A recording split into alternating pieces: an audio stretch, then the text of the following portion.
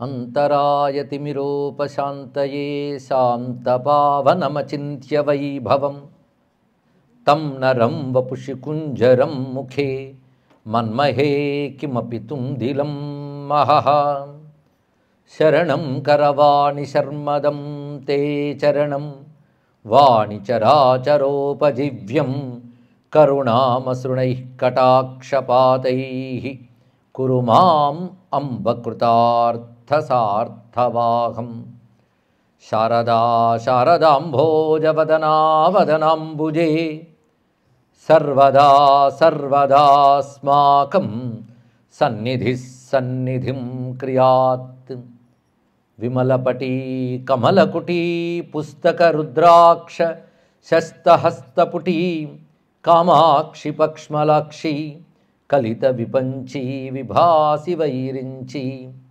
वागर्थाविव सम्पृक्तौ वागर्थप्रतिपत्तये जगतः पितरौ वन्दे पार्वती परमेश्वरौ गुरवे सर्वलोकानां भिषजे भवरोगिणां निधये सर्वविद्यानां दक्षिणामूर्तये नमः नारायणसमारम्भां व्यासशङ्करमध्यमाम् अस्मदाचार्यपर्यन्तां वन्दे गुरुपरम्पराम्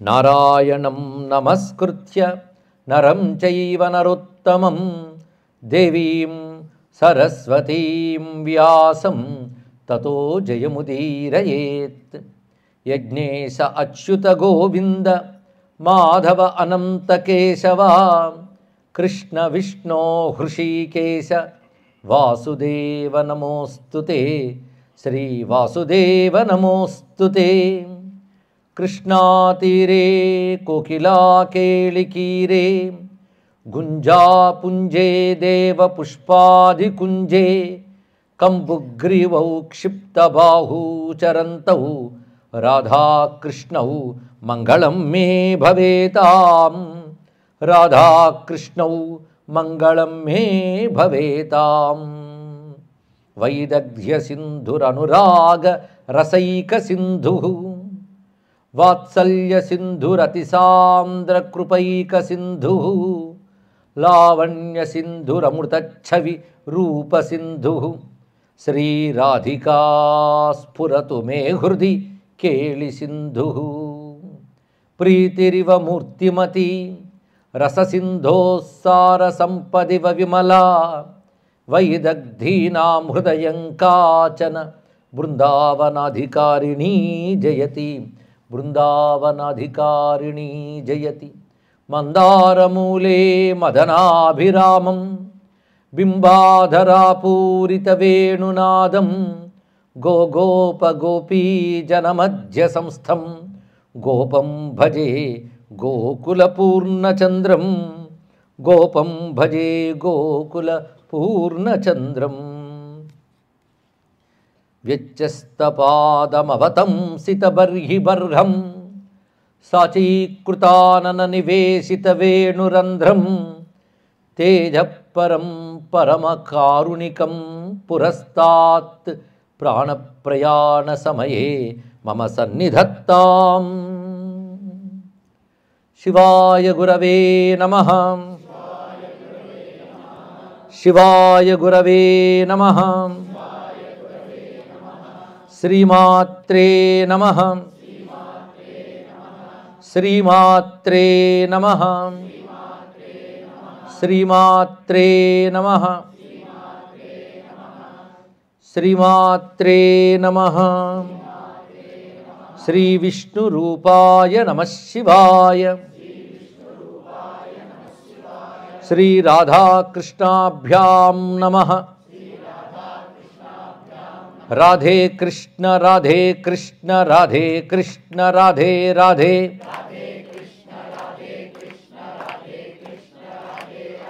राधे कृष्ण राधे कृष्ण राधे कृष्ण राधे राधे राधे कृष्ण राधे कृष्ण राधे कृष्ण राधे राधे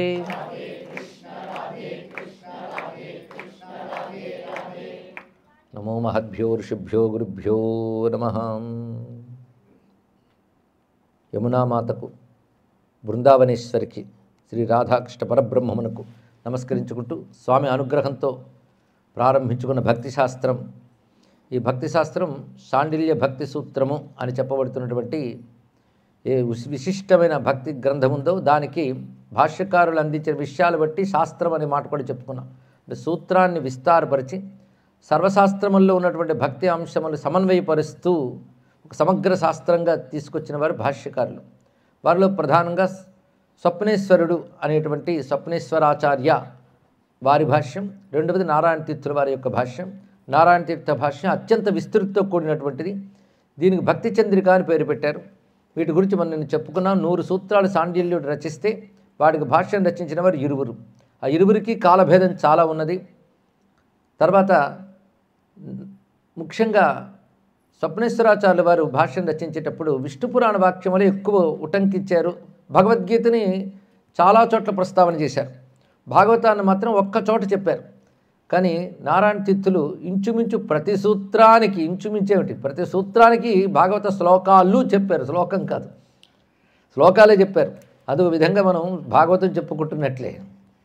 భాగవతం అంటే ఒక పుస్తకం మాత్రమే కాదు, భగవత్ సంబంధమైనవన్నీ భాగవతములే. అందులో భక్తి శాస్త్రం భాగవతం అయితే ఇప్పుడు చెప్పుకునేది భాగవతమే. అందుకే మనం ఇవాటి నుంచి పూర్తిగా ఇవే చెప్పుకుంటున్నాం. కానీ ఇక్కడ భాగవత సప్తాహం కూడా జరుగుతున్నట్లే లెక్క మనకి. నేను భాగవత శ్లోకాలు పుంఖానుపుంఖాలుగా ఉటంకించాడు. 1 కాదు 2 కాదు, ప్రతిదానికి. నేను భాగవతం ఒక మహాశాస్త్రంగా చూడగలగాలి. దాని పారమహంస సంహిత, మోక్షశాస్త్రం అని పేరు.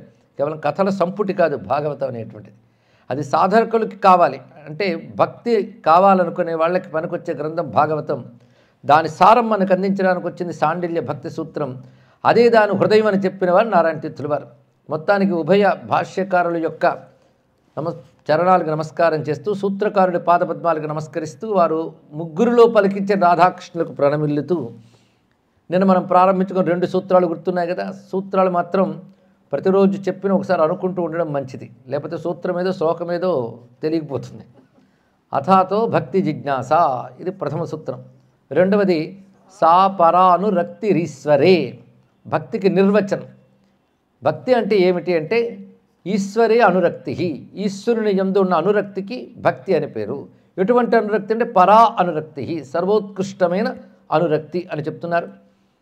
అది ఉత్కృష్టమైన భక్తి కనుక దాని నిర్వచనం ఇవ్వడం జరిగింది. పరా అనురక్తి, అనురక్తి అనే మాటగా భక్తి అని తీసుకుంటే పరాభక్తి అని స్పష్టమవుతున్నది. ఎవరి యందు? ఈశ్వరుని యందు ఉత్కృష్టమైనటువంటి ప్రేమ రూపమైన చిత్తవృత్తికి భక్తి అని పేరు.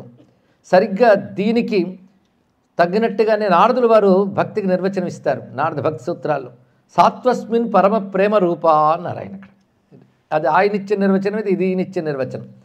సాతు అస్మిన్ పరమ ప్రేమ రూప, అస్మిన్ అంటే ఆ పరమాత్మ యందు, ఈయన యందు, ఎవరి యందు? పరమాత్మ యందు. పరమ ప్రేమ రూప, పరమ ఇక్కడ పర అక్కడ పరమ అన్నారు. ఇక్కడ అనురక్తి అక్కడ ప్రేమ, రెండూ ఒకటే. ఇక్కడ పరమ ప్రేమ రూప, సర్వోత్కృష్టమైన ప్రేమ అన్నారు. అంటే ప్రేమల్లో కూడా ఉత్కృష్ట నికృష్టం ఉంటాయా అంటే ఉంటాయి బాబు అన్నాడు. ఇక్కడ స్థానం బట్టి ఉత్కృష్ట నికృష్టాలు చెప్పాలి. మొదటిది స్థానం అంటే ఎవరిని నువ్వు ప్రేమిస్తున్నావో దాన్ని బట్టి ఉత్కృష్టం అవునో కదా చెప్పగలగాలి. అల్పమైన విషయములపై ప్రేమ అది ఎప్పుడు ఉత్కృష్టం కాదు. అందుకు పరాపరమ దానికి వర్తించదు. మరి దీనికెందుకు పరాపరమ అంటే ఎవడు పరముడో, ఎవడు సర్వోత్కృష్టుడో, ఎవడు పరంబ్రహ్మమో వాడి యందు ప్రేమ కనుక ఇది పరాప్రేమయే, ఉత్కృష్టమైన ప్రేమ. ఏ రూపంలో వెళ్ళినా అది ఉత్కృష్టమవుతుంది. రెండవది ఉత్కృష్ట నికృష్టాలంటే ఏదో ప్రేమ కాస్త కలిగి తగ్గిపోతూ మళ్ళీ లోక విషయాలు ఆక్రమించుకుంటే అది నికృష్టమే. సర్వోత్కృష్టం అంటే సర్వాధికంగా అనన్యభావంతో పరమాత్మ యందు ప్రేమ కలిగి ఉంటే అది సర్వోత్కృష్టం. కానీ ఉత్కృష్టం అనే శబ్దానికి 2 రకాల అర్థాలు చెప్పుకున్నాం. ఉత్కృష్టమైన వస్తువునందు ఉత్కృష్టమైన స్థాయిలో ప్రేమ ఉంటే అది పరా అని చెప్పబడుతుంది. ఈ పరాభక్తియే భగవద్గీతలో అడుగడుగున ప్రశంసిస్తున్న భక్తి ఇది. అందుకే స్వామి అంటాడు, భక్త్యా త్వనన్యయా శక్య అహమేవం విధోర్జున జ్ఞాతుం ద్రష్టుంచ తత్వేన ప్రవిష్టుంచ పరంతప అని 11వ అధ్యాయంలో చివరికి వచ్చినప్పుడు చెప్తున్నాడు ఆయన. స్పష్టంగా తన హృదయం చెప్పాడు ఆయన. అనన్యమైన భక్తి తప్ప మరొక దాని ద్వారా నన్ను చూడలేరు, తెలుసుకోలేరు, నాలో ప్రవేశించలేరు. 3 చెప్పాడు ఇక్కడ. అంటే నన్ను చూడాలన్నా, నా గురించి తెలుసుకోవాలన్నా నాలో ప్రవేశించాలన్న భక్తి ఉండాలి. భక్తి లేని వాడికి తెలియబడదు. మరి నేను ప్రవచనం విన్నానండి అంటే భక్తి ఉన్నవాడు విన్నట్టు వింటాడు, ఆ భక్తి లేనివాడు. భక్తి ఉన్నవాడే గ్రహించగలడు.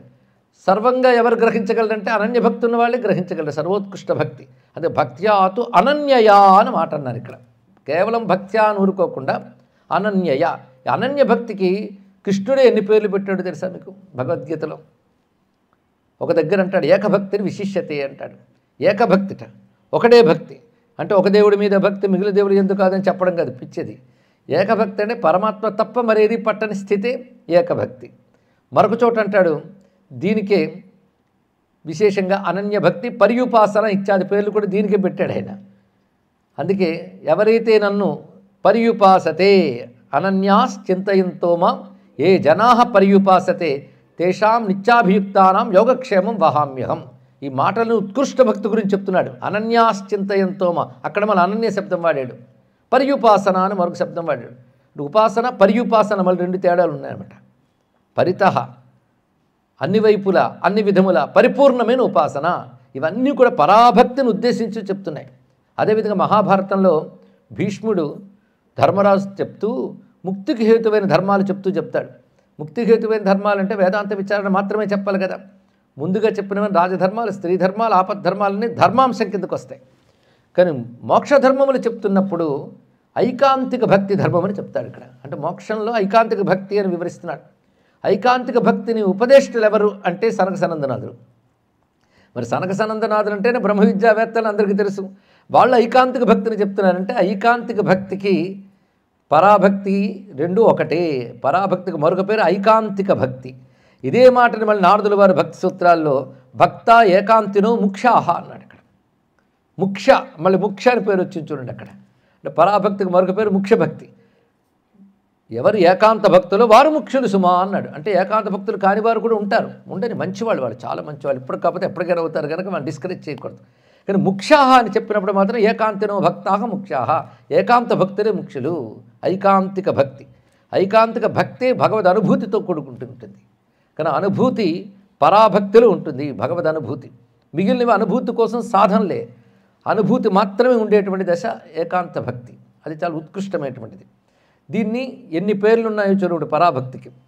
సాధ్యభక్తి, సిద్ధభక్తి, అనన్యభక్తి, ఐకాంతిక భక్తి, ఇలాంటి ముఖ్య భక్తి, ఇవన్నీ దీనికి పెట్టిన పేర్లు. సిద్ధభక్తి అంటారు కానీ సాధనా భక్తి అంటారు ఇక్కడ.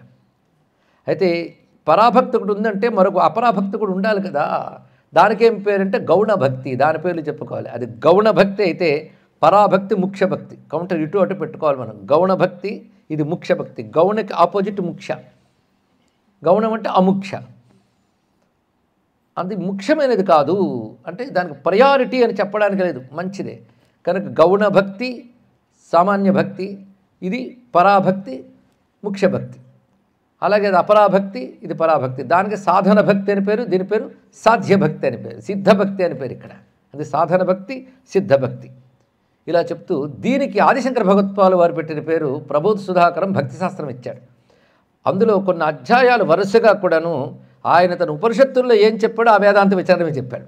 దేహనిందా ప్రకరణం, విషయనిందా ప్రకరణం, ఇలా ప్రకరణాలు చెప్తాడు ఆయన ఇక్కడ. అలాగే జగన్మిథ్యా ప్రకరణం ఇత్యాదులన్నీ రాశాడు ఇందులో. రాస్తూ చివరికి వచ్చేటప్పటికల్లా సంపూర్ణ కృష్ణతత్వంలోకి తీసుకెళ్ళిపోతాడు.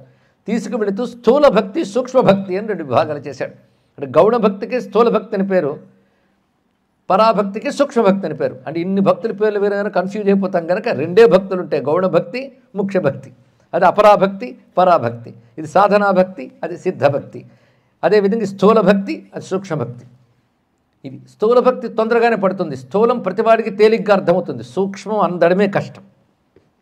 అందకపోతే ఏమైపోయిందండి, సూక్ష్మంలోనే మోక్షం ఉంది కనుక సూక్ష్మమే అందుకోవాలి. ఇక్కడ సూక్ష్మంలో మోక్షం అంటారు కదా, ఇక్కడ మోక్షం సూక్ష్మ దశ గడితే కానీ లేదు, స్థూలంలో మోక్షం లేదు. ఎందుకంటే పరమాత్మ అత్యంత సూక్ష్ముడు, సుసూక్ష్మ అని పేరు ఆయనకి, అత్యంత సూక్ష్ముడు. కానీ భక్తి కూడా సూక్ష్మ భక్తి కావాలి ఇక్కడ. కానీ ఏకంగా సూక్ష్మం రాదు కదా, స్థూలం పట్టుకోవాల్సిందే. అన్నం తిన్నా పళ్ళెం లేనిది ఎక్కడ పడతామండి. సూక్ష్మ భక్తి పట్టుకోవాలి, స్థూల భక్తి ద్వారానే పట్టుకోవాలి. స్థూల భక్తి నిరసించడం కాదు, కానీ స్థూల భక్తి పూర్ణం అనుకోరాదు అని చెప్పడం ఇక్కడ. కానీ ఆ సూక్ష్మ భక్తి అనేది ఏది ఉందో దాన్ని పరాభక్తి అంటారు. ఇప్పుడు పరాభక్తి ఎన్ని పేర్లు చెప్పామో గుర్తుపెట్టుకోవాల్సింది ఇక్కడ. అటువంటి విశేషమైన భక్తి కలగాలంటే ఏం చేయాలి? దానికి పరమాత్మ యొక్క అనుగ్రహం ఉండవలసిందేనయ్యా అన్నాడు. అమ్మయ్య మన బాధ్యత లేదనమాట. అంటే పరమాత్మ యందు ప్రేమ కలగడం ఎంత కష్టమో ఆలోచించండి. కొంచెం ప్రాక్టికల్గా కూడా ఆలోచిద్దాం. లోకంలో కూడా మీకు పెద్ద పెద్ద పండితులు కనబడతారు, శాస్త్రాన్ని అటు నుంచి ఇటు నుంచి చెప్పేవాళ్ళు కూడా కనబడతారు, అటు భారత భాగవత అన్నీ కూడా చెప్పచ్చు. కానీ భక్తి ప్రేమ కలగడం మాత్రం మహా కష్టం అండి. అది పుట్టించడం మహా కష్టం. అలాగే జపపరాయణులు కూడా కనబడతారు, లక్షల కోట్లు మాలలు తిప్పేవాళ్ళు కనబడచ్చు, పూజలు చేసేవాళ్ళు కనబడచ్చు, కానీ ప్రేమ కలగడం మహా కష్టం. అంటే మరి దాన్ని భక్తి అంటారు కదా, అది గౌణ భక్తులకు తీసుకెళ్ళిపోండి. ప్రేమ భక్తి అనేది కలగడం మహా కష్టం అండి. పరమాత్మ యందు ప్రేమ కలగాలంటే మాత్రం అనేక జన్మలటువంటి పుణ్య విశేషం ఏదో ఉండాలి. ఇక్కడ ఆ ప్రేమకే ప్రాధాన్యం ఇస్తున్నాడు కనుక అక్కడ నారదుల వారు ప్రేమరూప అన్న, ఇక్కడ ఈయన అనురక్తి అన్న, ప్రేమకే భక్తి అని పేరు ఇక్కడ. ఎందుకంటే భజ సేవాయం అంటే ఆశ్రయించుట భక్తి అని అర్థం చెప్తారు. నిన్న అది చర్చ చేసాం. భగవంతుడిని ఆశ్రయించాం కనుక భక్తులమే, ఆశ్రయించిన వాడు భక్తులని శబ్దమే చెప్తోంది. భజ సేవాయం అనే ధాతువు నుంచి భజించుట అంటే ఆశ్రయించుట. ఆశ్రయించిన అందరూ భక్తులే కదండి అంటే ఆ భక్తిని మేము ఈ నిర్వచనంలో ఒప్పుకోవట్లేదు. ప్రేమరూపమైన చిత్తవృత్తి అదంత తేలిగ్గా రాదు. అది రావాలి అంటే ఈశప్రసాదజ, భావజ, ఈశభక్తి ప్రసాదజ, సాధనజ అని 4 విధాలుగా ప్రేమ కలిగే అవకాశం ఉంది. 4 విధాలుగా కలిగే అవకాశం ఉంది అన్నట్టు. మొట్టమొదటి చెప్పేది ఈశప్రసాదజం. సంస్కృతం కాస్త తెలిసినా అర్థమైపోతుంది. జా అంటే పుట్టుట, కలుగుట, ఈశ్వరుని యొక్క ప్రసాదము చేత కలుగుట అన్నారు. ఇది ఎవరికి ఇది ఉదాహరణ చెప్పగలరా అంటే దీనికి ఉదాహరణ గోపికలు అని చెప్పాడు. ఒక్కొక్కరికి ఉదాహరణ చూపిస్తున్నారు నారాయణ తీర్థులు మహానుభావులు. ఎలా చెప్పగలరు అంటే కృష్ణుడే ఉద్ధవ గీతలో చెప్తాడు. ఇవాళ ఎన్ని కృష్ణవచనాలు వస్తున్నాయో చూడండి బృందావనంలో. అదృష్టం ఏదో మన మీద కృష్ణప్రసాదం ఇవాళ 3వ రోజు ప్రసరించింది కనుక కృష్ణవాక్కులతోనే ప్రారంభించుకున్నాం. అదృష్టం ఇంకా పండితే శ్రద్ధగా వింటాం. మరొకటి ఉన్నది ఇక్కడ. తేనాధీత శృతిగణ నోపాసిత మహత్తమా అవ్రతా తప్త తపసో మత్సంగాన్ మాముపాగతా. ఇది స్వామి ఉద్ధవ గీతలో చెప్తున్నటువంటి మాట. ఉద్ధవ గీత చాలా చెప్తూ ఉదాహరణగా మాత్రం గోపికల్ని చెప్పాడు మహానుభావుడు. అంటే స్వామి అవతారం పరిసమాప్తి చెయ్యబోతూ తాను గుర్తుపెట్టుకోమని చెప్పిన భక్తులు గోపికలే అంటే వారి భక్తి ఎంత గొప్పదో ఆలోచించండి. ఇక్కడ తే నాధీత శృతిగణ, వాళ్ళు శృతిగణములు అంటే వేద సమూహాన్ని అధ్యయనం చేయలేదు, వేదాధ్యయనం చేయలేదు, పెద్ద పెద్ద ఉపాసనలు చేయలేదు, అదేవిధంగా వ్రతాచారణ చేయలేదు, తపస్సులు చేయలేదు, కేవలం నా సంగమ చేత నన్ను పొందగలిగారు. మత్ సంగాత్ మాముపాశ్రిత, నా సంగమ చేత. ఏమీ లేని వాళ్ళు ఎలా తరించిపోయారంటే కేవలం ఈశ్వర ప్రసాదం చేత, ఈశ్వర అనుగ్రహం. అందుకే అన్నిటికంటే గొప్ప యోగం అది. పార్వతీదేవి శివునితో అడుగుతుంది శివపురాణంలో, స్వామి కర్మయోగం ద్వారా, ధ్యానయోగం ద్వారా, లేదా జ్ఞానయోగం ద్వారా, రాజయోగం ద్వారా, హఠయోగం ద్వారా, ఏ యోగం ద్వారా నువ్వు దొరుకుతావంటే అనుగ్రహ యోగం ద్వారా అన్నట్టు. ఇవేవి చెప్పకుండా అందుకే మనం ఈ యోగం పట్టుకున్నాం, ఆ యోగం పట్టుకున్నాం, నీ యోగాలు లెక్కలేవు. ఆయన అనుగ్రహం ఇచ్చాడే, ఏ యోగం లేకుండా వెళ్ళిపోతాం. అందుకే అన్నిటికంటే గొప్ప యోగం ప్రసాద యోగం అని పేరు పెడతాడండి ఇక్కడ. ప్రసాద యోగం అద్భుతమైన శబ్దం ఇస్తుంది మనకి శివపురాణం. అవి పట్టుకోగలగాలి, మర్చిపోకూడదు ఇక్కడ. దాన్ని ప్రసాద యోగం అంటారు. అందుకే దీన్ని మొదటి స్థాయిలో పెట్టాడు ఈశ్వర ప్రసాదం, అది ఈశ్వర కృప, అది తెలుసుకోవాల్సినది. ఇక రెండవది భావజ. దానివల్ల కొందరు ప్రేమ కలుగుతుంది. భావజం అంటే ఏమిటంటే తత్ర భావో నామ భావ్య గుణశ్రవణేన స్నేహాద్యుద్దీపన ద్వారా ధృతస్య చిత్తస్య ధారావాహికి భావ్యాకార వృత్తి. ఇది నిర్వచనం. ఇంకా పదమే బాగుంది నిర్వచనం కంటే.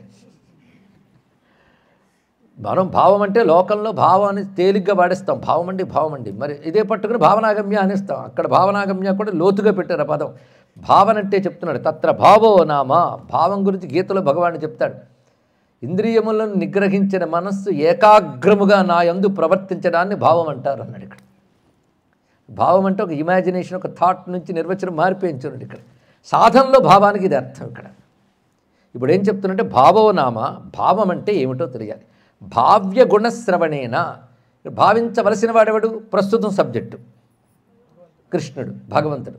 ఆయన గురించిన విషయాలు వినగానే, నువ్వు ఏ స్థితిలో ఉన్నప్పటికీ ఆయన గురించిన విషయాలు వినగానే నీ హృదయం ఒక్కసారి ఆర్ద్రమైపోవాలి ఇక్కడ. అది భావన అంటే. స్నేహాద్యుద్దీపన ద్వారా అన్నాడు ఇక్కడ. స్నేహం ఉద్దీపనమైపోవాలి. ఉద్దీపనం అంటే అసలు ఎంతో ఉంటేనే ఉద్దీపనం, అంతే కదండి. నివురు కప్పిన నిప్పు అన్నాను. నివురు కప్పిన నిప్పు ఉండాలి కదండి. ఊరికనే నివురు ఉత్తిన నిప్పు కనబడాలి, లేకపోతే నివురే వస్తుంది, నిప్పు రాదు. కనుక లేపలు ఎక్కడో ఆసింత పూర్వపుణ్య విశేషం చేత నీకు పరమాత్మ మీద కించిత్ ఉంది. ఆయన గురించి వినడం మొదలెట్టావు కదా, వినడమో తెలుసుకోవడమో మొదలెట్టగానే ఈ నివురు పోయి ఉప్పురు పైకి లేస్తుంది. అది ఉద్దీపనం అంటే అర్థం ఇక్కడ. అదేమిటి? స్నేహాద్యుద్దీపనం అన్నాడు. పరమాత్మ యందుని స్నేహాది భావాలు. స్నేహం అంటే అర్థం ఏమిటి? స్నేహం అంటే భావతరికి ఒక అర్థం ఉంది. ఎవరి గురించి తలచుకోగానే మనసుకు ఆర్ద్రభావం పొందుతుందో అదే స్నేహం అని చెప్పాడు, ఇంకోటి కాదు. స్నేహం అంటే జుడ్డు అండి, ఆర్ద్రత అంటే అదేగా. అందుకే పరమాత్మ గురించి వినగానే మనకేదో తెలియని ఒకనొక ప్రేమ ఉద్దీపనం కావాలి. ఉద్దీపనం అవడంతో పాటు ధృతస్య చిత్తస్య ధారావాహికి, హృదయం కరిగిపోవాలండి. ఇక్కడ హృదయం కరగకపోతే ఎక్కడవుతుందయ్యా? హృదయం కరిగించడానికే భక్తి. హృదయం కరగనప్పుడు లాభం లేదు. వేదాంత వాక్యాల వల్ల అండి. వేదాంత వాక్యాలనే మట్టి మెత్తబడితేనే విత్తనం వేయగలం, మనసు కరిగితేనే జ్ఞానం పొందుతుంది. కరగబడాలి, మెత్తబడాలి. హృదయాన్ని మెత్తపరిచేది భక్తి. అదే ఆ మెత్తదనం లేనివాడు వేదాంత వాక్యాలు పట్టుకున్నా వాడు దుర్మార్గుడిగా మారిపోతాడు తప్ప ప్రపంచానికి వాడికి ప్రయోజనకారి కాడు. ప్రపంచంలో వాడికి ప్రయోజనం లేదు, తెలుసుకోండి. అందుకే భావ్యగుణ శ్రవణేన స్నేహాది ఉద్దీపన ద్వారా వెంటనే ధృతస్య చిత్తస్య ధారావాహికి, వెంటనే చిత్తం కరిగిపోవాలి. ధారావాహి కింద. ధారావాహి అంటే అర్థం ఏంటంటే అది మంచులో ఉన్నది కరిగిపోయి ధారగా ప్రవహించిపోవాలి. ఎవరు? పరమాత్మ వైపు. ఎలా ప్రవహించాలంటే ఉదాహరణకి జలధార అని చెప్పాం, కానీ తైలధారవత్ ఆద్యధారవత్ అంటారు రామానుజాచార్యులు వారు. అంటే ఎక్కడ బ్రేక్ ఉండకూడదు, అలా వెళ్ళిపోవాలి ఇక్కడ. కానీ పరమాత్మ గురించి తెలియగానే వినగానే ఆయన సంబంధించిన విషయం ఏది మనకు తాకినప్పటికీ కూడా హృదయంలో ఉన్న పూర్వ వికారములు తొలగిపోయి వెంటనే పరమాత్మ యందున్న ప్రేమ ఉద్దీపనం జరిగిపోయి మనసు కరిగి ప్రవహించడమే భావన అన్నాడు. మరి దీనికి గాను చక్కటి విషయం చెప్తున్నారు. ప్రతిదానికి శ్లోకం ఉదాహరణ ఇస్తున్నారండి. ఇందాక చెప్పిన దానికి గోపికలను చెప్తూ ఒక శ్లోకం చెప్పుకున్నాం. మళ్ళీ ఆ కృష్ణుడే 3వ అధ్యాయంలో చెప్తున్న మాటని చెప్పారు భాగవతంలో. మద్గుణశ్రుతి మాత్రేణ మయి సర్వగుహాశయే మనోగతి రవిచ్ఛిన్నా యథా గంగాంబుసంబుధౌ అన్నారు ఇక్కడ. దీని అర్థం ఏంటంటే మద్గుణశ్రుతి మాత్రేణ, నా అనంత కళ్యాణ గుణములు, నేను చేసే లీలలు శృతి మాత్రేణ వినడం మాత్రం చేతనే మయి నాయందు వాడు మనస్సు అవిచ్ఛిన్నంగా ప్రవహించిపోవాలి. విన్న మాత్రం చేతనే పూర్వవికారములు విడిచిపెట్టి మనస్సు ప్రవహించిపోవాలండి ఆయన వైపు. ఎలా ప్రవహించాలంటే మనోగతి, మనస్సు ఆయన వైపు వెళ్ళిపోవాలి విన్న వెంటనే, చెవిలో పడిన వెంటనే. ఎలాగో అవిచ్ఛిన్నా, విచ్ఛిన్నము లేకుండా మళ్ళీ అటు ఇటు తిరగడము, బ్రేకు, డీవియేషన్స్, డైవర్షన్స్ లేవండి, వెళ్ళిపోవాలి. ఎవరి యందు? అక్కడ ఏం శబ్దం వాడాడు చూసా మా కృష్ణుడు? మయి సర్వగుహాశయే, నాయందు. నాయందు అంటే ఎక్కడో గోలోకంలో ఉన్నవాడు నాయందు కాదు, ప్రతి వాడి హృదయంలోనే నేనున్నాను. సర్వగుహాశయుణ్ణైన నాయందు నా గురించి విన్నంత మాత్రాన మనసు ప్రవహించిపోవాలి అక్కడ. అలా ప్రవహించిపోవాలి. ఎలా అంటే గంగ సముద్రం వైపు పరిగెట్టినట్లు అన్నాడు. ఇంతకంటే ఉదాహరణకి ఏమిస్తాడండి? యథా గంగాంబసంబుధౌ, గంగాంబస అంబుధౌ, గంగాజలము సముద్రంలోకి ప్రవహించినట్టు. మీరు ఒక్కసారి నదులను చూడండి, ఆ పుట్టిన దగ్గర నుంచి వాడి ప్రయత్నం ఒక్కటే, సముద్రం వైపే, ఇంకెక్కడికి లేదు. ఇటు అటు తిరిగినా సముద్రాన్ని వెతుక్కోవడం కోసం చేసే పరుగే అది ఇక్కడ. కనుక కరిగిన ఆ గ్లేషియర్ నదిగా మారి సముద్రం వైపు ఎలా పరిగెడుతుందో కరిగిన మనస్సు ప్రవాహంగా మారి పరమాత్మ వైపు అలా ప్రవేశించాలి. ప్రవేశించాక సముద్రంలో కలిసేకి దాని గురికి ఏముంది? అది అయిపోయింది.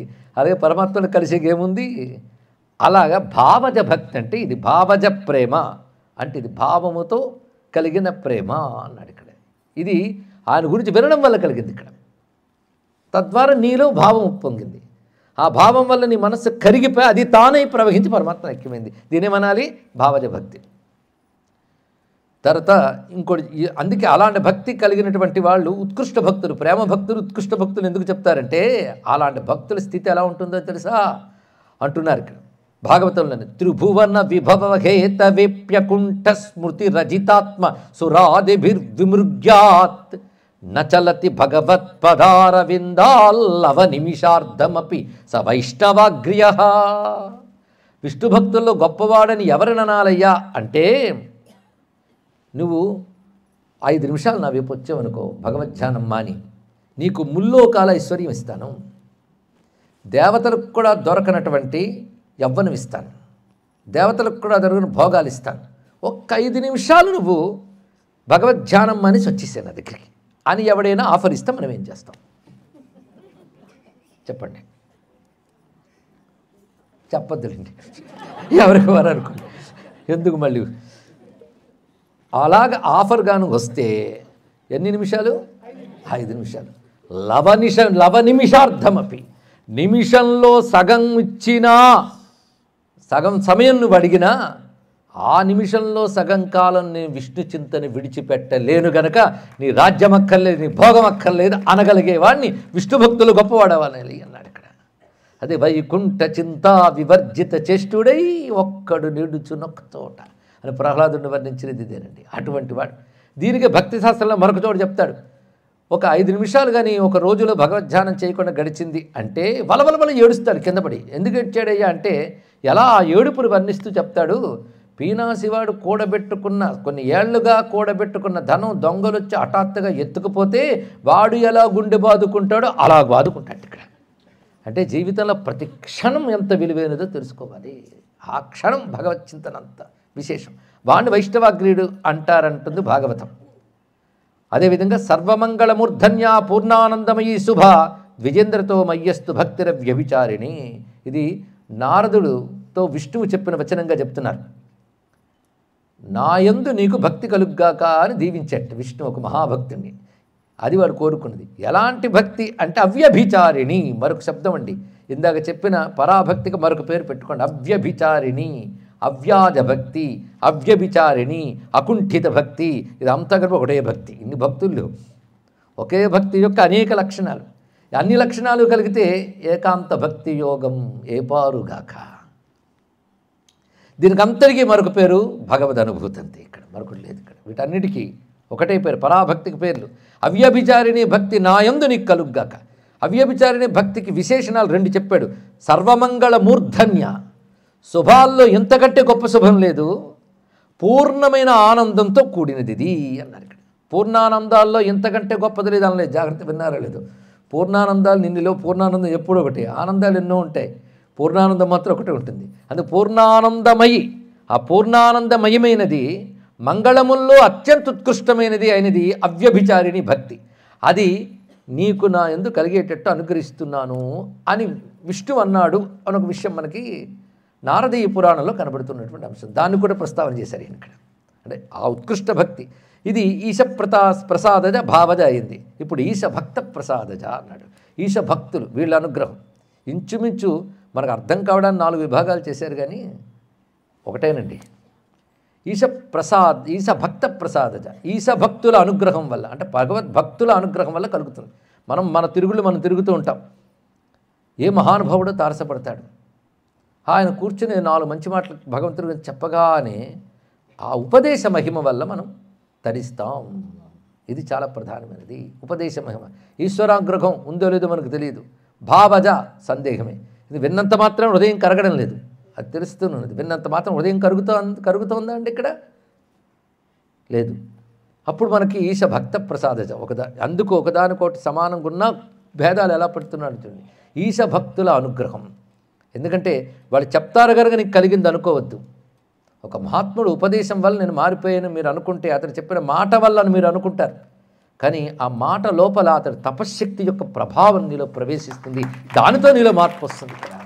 అది ఉపదేశం అంటే. లేకపోతే ఒకటి చదివి ఇంకోటి చెప్పాడంటే టీచర్ అంటారు, అని గురువు అనరు. అంతే. ఎందుకంటే టీచర్ కూడా విద్యని చక్కగా నేర్పుతున్నాడు. విద్య తాను కావాలి, తన స్వరూపం అయిపోవాలి. అలా అయినవాడు తపస్వి. అందుకే మహాత్ముల యొక్క వాక్కు ప్రభావం ఆ విధంగా ఎందుకుంటుందంటే వాళ్ళు తానైపోయారు. ఒక సుకుడు కూర్చుని చెప్తే 7 రోజులు మోక్షమే, ఎందుకంటే తానైపోయాడు. అలా కొందరు జీవితం ఒక్క మాటతో మారిపోతుంటాయి. అది ఈశభక్త ప్రసాదం.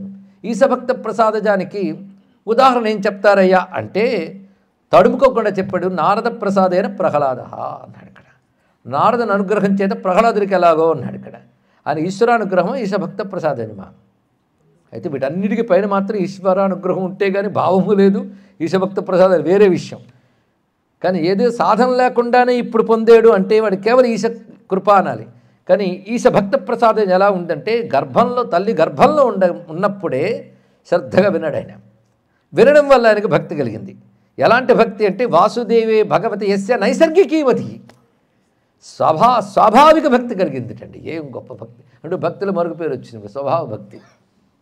స్వభావ భక్తి అంటే అవతలవాడు ఎంత రుద్దినా నీలో స్వభావం ఉంటేనే భక్తి కలుగుతుంది, లేకపోతే ఏమీ రాదు. అవునా లేదండి? ఇక్కడ స్వభావత ఉన్నది భక్తి కలగాలి. దానికి అవతలవాడు ఉపదేశం ఒక చిన్న కారణం అవుతుందంతే ఇక్కడ. ఎందుకంటే అసలంటూ ఉంటేనే వాడు ఏదైనా పెట్టగలడు, అసలు లేని దానికి ఏం చేయగలడు ఇక్కడ? స్వభావ భక్తి. అంటే స్వభావ భక్తి ఎప్పుడు పటిష్టంగా ఉంటుంది, ప్రభావ భక్తి డౌటే. అంటే ఇన్ఫ్లుయెన్స్. 9 రోజులు బృందావనం ఉన్నాక రోజుకు 2 గంటలు వద్దన్నా కొనుక్కుతున్నా చెవులో పడవా ఏంటి? వాటి ప్రభావం చేత కాసింత భక్తి కలగడం సహజం. ఇది ప్రభావ భక్తి. ప్రభావ భక్తికి లాంగివిటీ కష్టం, చెప్పలేం. అభావ భక్తి చెప్పనక్కర్లేదు, అంటే లేనే లేదని అర్థం ఇక్కడ. కానీ స్వభావ భక్తి అనేటువంటి విషయం. అయితే స్వభావ భక్తుడు ప్రహ్లాదుడు. స్వభావం అంటే పుట్టుకతో సహజ భక్తి వచ్చేసింది. కానీ దానికి కారణం ఏమిటి? ఈశభక్త ప్రసాదజ. ఆ గర్భంలో ఉన్నప్పుడే ఆయన చెప్పాడు. అందుకే నైసర్గికీమతి, పుట్టుకతోనే వచ్చింది ఆయనకి. ఎలాంటి భక్తో తెలుసా? అద్భుతమైన ఉపమానం చెప్తున్నాడండి. న్యస్తక్రీడనకో బాల, చిన్నపిల్లలు పుట్టాక ఆడుకుంటూ సహజంగా బొమ్మలతో ఎలా ఆడుకుంటారో అలా విష్ణువుతో ఆడుకున్నాడు ఆయన అక్కడ. అంటే బొమ్మలతో ఆడుకో అని పిల్లలకి చెప్పాలా, వాళ్ళ స్వభావం అది. కానీ భగవంతుడితో ఆడుకొని ఉపన్యాసాలు ఇస్తున్నా 70-80 ఏళ్ళకు కూడా అంటుంది అక్కడ. మరి ఆయన కంటిందే అంటే నైసర్గికీమతి. అది ఎలా ఏర్పడిందంటే ఈశభక్త ప్రసాదజ. తర్వాత చెప్తున్నాడు సాధనజ అన్నాడు. సాధనజ అంటే ఇక్కడ మనకి ఇటు నుంచి అటు వెళ్ళాలి, ట్రై చేయాలి ఇప్పుడు ఇక్కడ. సాధనజ ఈ చివరిదే మనం పట్టుకోవాలండి ఇక్కడ. సాధనకు ఉపక్రమించు. సాధన అంటే ఎక్కడ స్టార్ట్ అవుతుందో తెలుసా? నేను భక్తుడిని కావాలి, భగవంతుడు నాకు కావాలి అనుకోవడం నుంచి సాధన మొదలైపోయినట్టే. సంకల్పంతో సాధన ప్రారంభమైనట్టే. తర్వాత కావాల్సి ఈశభక్త ప్రసాదజ. ఇటు నుంచి మనం వెళ్ళాలి. నేను అటు నుంచి చెప్పుకొచ్చాను ఇంతవరకు. సాధకులకు పనికొస్తుందని విషయం చెప్తున్నాను. సాధన మొదలుపెట్టాలి. సాధన నుంచి ఆ సాధనలో భాగంగానే ఈశభక్తుల పాదాలు పట్టుకోవాలి. అకించన వైష్ణవాంఘ్రి సంస్థాన రజోభిషిక్తులకు సంహృత కర్ములు దానవేశ్వర అన్నాడు కదా. ఆ వైష్ణవుల పాద పద్మాలు పట్టుకున్న వాళ్ళు మాత్రమే ఈ కర్మబంధాల నుంచి బయటపడగలరు. అక్కడ వైష్ణవుడైన మతం పుచ్చుకున్నవాడిని కాదు, ఇందాక చెప్పినటువంటి విష్ణుమయుడైన భక్తుడు, భక్తాగ్రేసరుడు. అంతేగాని నేను మతం పుచ్చుకున్నానుగా ఇతర దేవతలు నిందిస్తాను అనుకునేవాడిని విష్ణువు ఒప్పుకోడు, శివుడు ఒప్పుకోడు. తెలుసుకోవాల్సింది ఇక్కడ. సర్వం విష్ణుమయం అనే భావంతో ఉన్నటువంటి మహాత్ములు వాళ్ళు ఈశభక్తులు. వాళ్ళ ప్రసాదం కావాలి. సాధన నువ్వు పైకి వెళ్ళాలంటే వాళ్ళ పాదాలను ఆశ్రయించి వాళ్ళు చెప్పినట్టు నువ్వు వెళ్ళాలి ఇక్కడ. కానీ మనకి ఇటు నుంచి చేసుకోవాలి ఇక్కడ. అందుకే నారాయణ తీర్థుల వారు సాధకోపయోగంగా రచించినటువంటిది కనుక ఇక్కడ చెప్తున్న గొప్ప విషయం ఏంటంటే సాధన ఎలా ఉంటుంది అన్నారు ఇక్కడ. తత్రాన్వహం కృష్ణ కథా ప్రగాయతామనుగ్రహేణా శృణవం మనోహరా తాశ్రద్ధయా మేను పదం విశృణ్వతః ప్రియస్రవస్యంగమమాభవద్రతి. ఎంత అందమైనటువంటి శ్లోకం ఇది తెలిస్తే వృత్తాంతం. ఇది భాగవతంలో ప్రథమ స్కంధంలో వచ్చే శ్లోకం. ఇది నారదుల వారు చెప్పుకుంటున్నారు ఆ కథని. ఆయన చెప్తూ మధ్యలో చెప్పిన శ్లోకం ఇది. సాధనజ భక్తి అంటే సాధనలో గొప్ప సాధన ఏంటో తెలిసి శ్రవణం. అంటే శ్రవణాన్ని సాధనంగా తీసుకున్నది సీరియస్గా వింటే శ్రవణం సాధన అవుతుంది ఇక్కడ. సాధనగా తీసుకున్నది సీరియస్గా వింటే అలా విన్నాను నేను. ఎప్పుడు చిన్నప్పుడే ఒక దాసీపుత్రుడిగా ఉండేవాడిని నేను. అప్పుడు మా అమ్మ కొందరు మహాత్ములు చాతుర్మాస్యం చేస్తూ ఉంటే ఆ చాతుర్మాస్యంలో వాళ్ళకి పనులు చేయడానికి నియోగింపబడింది ఎవరి చేతో. అప్పుడు నేను దాసీపుత్రుడిని. మాకు చిన్నప్పుడు మా నాన్న పోయారు దురదృష్టం కొద్దీ. మా అమ్మని అంటి పెట్టుకున్నాను నేను. మా అమ్మ అక్కడ వృత్తి చేస్తూ ఉంటే నేను వెళ్ళాను, అమ్మతో పాటు ఉన్నాను. ఆ సమయంలో ఆ మహాత్ములు భగవద్గుణములు చెప్పుకుంటూ ఆనందిస్తున్నారు చాతుర్మాస్యములందు. నేను అక్కడ కూర్చుని వింటూ ఉన్నాను 4 నెలలు. చిన్న విషయం అక్కడ. ఆ వింటూ కూర్చున్నాను నేను. ఎప్పుడు అన్వహం తత్ర అన్వహం కృష్ణకథా ప్రగాయతా. వాళ్ళు ప్రతిరోజు ఆ కృష్ణ కథల్ని ఆనందంగా చెప్తూ ఉంటే అనుగ్రహేణ, ఆ అనుగ్రహం చేత, వాళ్ళ అనుగ్రహం చేత అశృణవం మనోహరం చక్కగా విన్నాను. దానివల్ల క్రమక్రమంగా నాకు ఆ ప్రియశ్రవునిపై భక్తి పెరిగింది అన్నాడు. భాగవత పదాలు ఉంటాయండి, భక్తి తెలిసిన వాడు ఒక్కొక్క పదాన్ని దొర్లుతాడు, అంత ఆనందం ఉంటుంది. అని భాగవత అలా ఆస్వాదించాలి. ఎంతవరకు? మోక్షం వచ్చే వరకు అన్నాడు. అంతే. ప్రియశ్రవస్య అంటే ఎవరి గురించి వినడమే ప్రియము. వాట్ అలాంటి వాడు ప్రియశ్రవుడు. స్వామికి ఎన్ని పేర్లు. అలాంటి ప్రియశ్రవుడు పుణ్యశ్రవణ కీర్తన అన్నాం మనం ఇక్కడ. ఈయన ప్రియశ్రవుడు, వింటే చాలు ప్రీతి కలుగుతుంది. ఆయన గురించి వినడమే ప్రీతి. అలాంటి నారాయణ్యందు మమ అభవద్రతి అది చెప్పాడు ఇక్కడ. కనుక అనురక్తి అనే దానికి పేరు రతే. రతి అంటే దాని యందు ఆనందించుటే రతి. అదే ప్రేమ అంటే. ఆ ప్రేమ భక్తి కలగడానికి ఇప్పుడు కారణమైంది సాధన. ఏమిటా సాధన? శ్రవణ రూప సాధన. అక్కడితో అయిందా? గురువులు వెళ్తుంటే ఏడ్చాడు. ఎవడండి గురువుని వియోగం తట్టుకోలేక ఏడ్చేవాళ్ళు? ఆయన ఏడ్చాడండి మహానుభావుడు. ఏడిస్తే పిల్లాడే, అయ్యో మేము వెళ్ళక తప్పదు నాయన, నీకు పని చేయి, నీకు మంత్రం ఇస్తున్నాం. ఆ మంత్రానికి చెప్పబడ్డ నారాయణ ఇలా ఉంటాడు. ఈ రెండు చెప్పి వెళ్ళిపోయారు అంతే. వాడు ఎక్కువ పండితుడు కదా, అది గొప్ప కలిసి వచ్చింది దానికి. దానితో ఫోకస్ అయిపోయింది, ఇంకోటి ఆలోచన లేదు ఇక్కడ. గురువిచ్చిన మంత్రం గురువిచ్చిన రూపం వదలలేదంతే ఇక్కడ. ఆ మంత్రం చేసుకుంటున్నాడు, పరమాత్మను ధ్యానిస్తున్నాడు అంతే. కొంతకాలానికి ధ్యానంలో ప్రత్యక్షమయ్యాడు స్వామివారు ఇక్కడ. ఆ జన్మ ఆఖరి జన్మైంది, తర్వాత జన్మ నారద జన్మైంది అన్నాడు ఇక్కడ. తన జన్మే కాదు నిజానికి, ఆయన ముక్తుడే. ఆయన ముక్తుడైపోయినా లోక కళ్యాణార్థం నారాయణ సంకల్పంతో వచ్చాడు ఆయన. అప్పటికీ ముక్తులే, జీవన్ముక్తులే. వాళ్ళు పుట్టుకతోనే, వాళ్ళు ఈశ్వర కోటికి చెందినవారు. వారు కూడా జన్మించారు కదండి అని వాళ్ళు మొదలెట్టకూడదు. వాళ్ళు జన్మనరు, వాళ్ళు ఈశ్వర కోటిలో వచ్చారు. వశిష్ఠుడు, నారదులు వారు మళ్ళీ జన్మించారని ముక్తి లేదనకూడదు. వాళ్ళు ఎప్పుడూ ముక్తులే. ముక్తి పొందిన వాడికి జన్మ ఉన్నా జన్మ లేకున్నా వాడికి పట్టదండి, తెలుసుకోండి ఇక్కడ. అది ముక్తజీవులు ఎలాగైనా ఉంటారు. వాళ్ళకు నారాయణ సంకల్పంతో వస్తారు. వాళ్ళ జన్మ అనకూడదు అక్కడ. వాళ్ళ కర్మచేత రాలేదు, ఈశ్వర ఆజ్ఞ చేత వచ్చిన వాళ్ళు. మన ఈశ్వర కోటికి చెందినవారు అంటారు. ఇది నారదుడిది ఈ స్థితి. పూర్వస్థితి దాసీపుత్రుడు. ఎలాగ భగవంతుడి ప్రేమ కలిగింది? మమ అభవద్రతి అన్నాడు ఇక్కడ. నా ముక్తి వచ్చేసింది అనలేదు, నా పరమాత్మ యందు రతి కలిగింది అన్నాడు. రతి వస్తే అదే ముక్తి. రతి కలగడానికి కారణం ఏమిటి? మహాత్ముల దగ్గర కూర్చుని మఠం వేసుకుని వినడం వల్ల. అది ఈశభక్త ప్రసాద దగ్గర తేవచ్చు కదండి. ఇక్కడ ఎందుకు చెప్పాడు అంటే, ఈశభక్తుల అనుగ్రహం. గర్భంలో ఉన్నవాడు మఠం వేసుకుని చెప్పండి అని వింటున్నాడా? కానీ భక్తితో పుట్టేశాడు ఆయన, భక్తితో పాటు పుట్టేశాడు. అదే మాతృగర్భము చొచ్చి మన్నది మొదలుగా చిత్తమచ్యుతు మీది చేర్చువా అని చెప్పారు. అలాంటి వాడు అయిపోయాడు ఆయన. ఎవరు? ప్రహ్లాదుడు. పుట్టుకతో వచ్చాడు అంటే ఈశభక్త ప్రసాదం. ఆ గర్భంలో ఉన్నవాడు వింటున్నాడు, వినిపించాలి అని కాకుండా నారదుల వారి అనుగ్రహం ప్రసరించిందని గర్భంలో ఉన్న శిశువు మీదకి. ఇక్కడికి వచ్చేటప్పటికల్లా విన్నాడు, కూర్చున్నాడు, తన ప్రయత్నం ఉంది. ఇవన్నీ ఉన్నాయి కనుక ఇక్కడ సాధనజం అని చెప్పాడు. ఇక్కడ ఆ సూక్ష్మం చూసుకోవాలి. కనుక భగవంతునిపై ప్రేమ కలిగించడానికి 4 కారణాలు అవుతాయి. ఈశానుగ్రహం, భావజం, ఈశభక్త ప్రసాదజం, సాధనజం. ఈ 4 ఈ చెప్పడంలో మనం ఎట్టించి మొదలు పెట్టాలి తెలియాలి. అయితే మీరు చెప్పిన ప్రకారం ఒకటి అర్థమైపోయింది. ఏమి చెప్తున్నాడండి మా నారాయణ తీర్థుల వారు. ప్రేమ బాగా ఉంటే చాలు. మరి ఆ ప్రేమ మీద లోకం మీదే పెట్టుకుంటాం, సహజంగా అలవాటైపోయింది కదా. దీన్ని ఎందుకు వదులుకోవడం? దీనివల్ల ప్రమాదం ఏమిటయ్యా చెప్పు. ప్రేమించితే మంచిది, భగవంతుని ప్రేమించు అన్నాడు, మాకు రాలేదు. లోకాన్ని ప్రేమించు, నష్టమేముంది అన్నాడు. మహతీ వినష్టి, గ్రేటెస్ట్ లాస్ అయ్యా, తక్కువ నష్టం కాదు దానివల్ల అన్నాడు ఇక్కడ. ఏమిటయ్యా అంటే, అతయేవ పామరాణం కామిన్యాదిషు ఆత్మారామాణం భగవతి విద్యమానస్య భావోత్థ ప్రేమ్ణ ప్రారంభిస్తున్నాడు ఇక్కడ. నేను ఒక మాట అన్నాం, జాగ్రత్తగా వింటే. అవివేకులకి విషయముల యందు ఎలాంటి ప్రేమ ఉంటుందో, నీపై నాకు కలిగిన అలాంటి ప్రేమ ఎప్పుడూ మనసు నుంచి పోకూడదు. గుర్తుందా? అంటే ఇక్కడ ఉదాహరణకి ఎవరిని తీసుకున్నాడు? అవివేకుల విషయం ఎందుకు ప్రేమ. ఉపమానం చెప్పేటప్పుడు అది తీసుకున్నారు ఎందుకు అంటే, వాళ్ళకి ప్రేమ ఉందన్నమాట. ఏదో ప్రేమ విషయాల మీద ఉంటే చాలు, సరిపోయింది. ప్రేమేగా చాలు కదా అంటే, రెండుకి తేడా ఉందయ్యా అన్నాడు ఇక్కడ.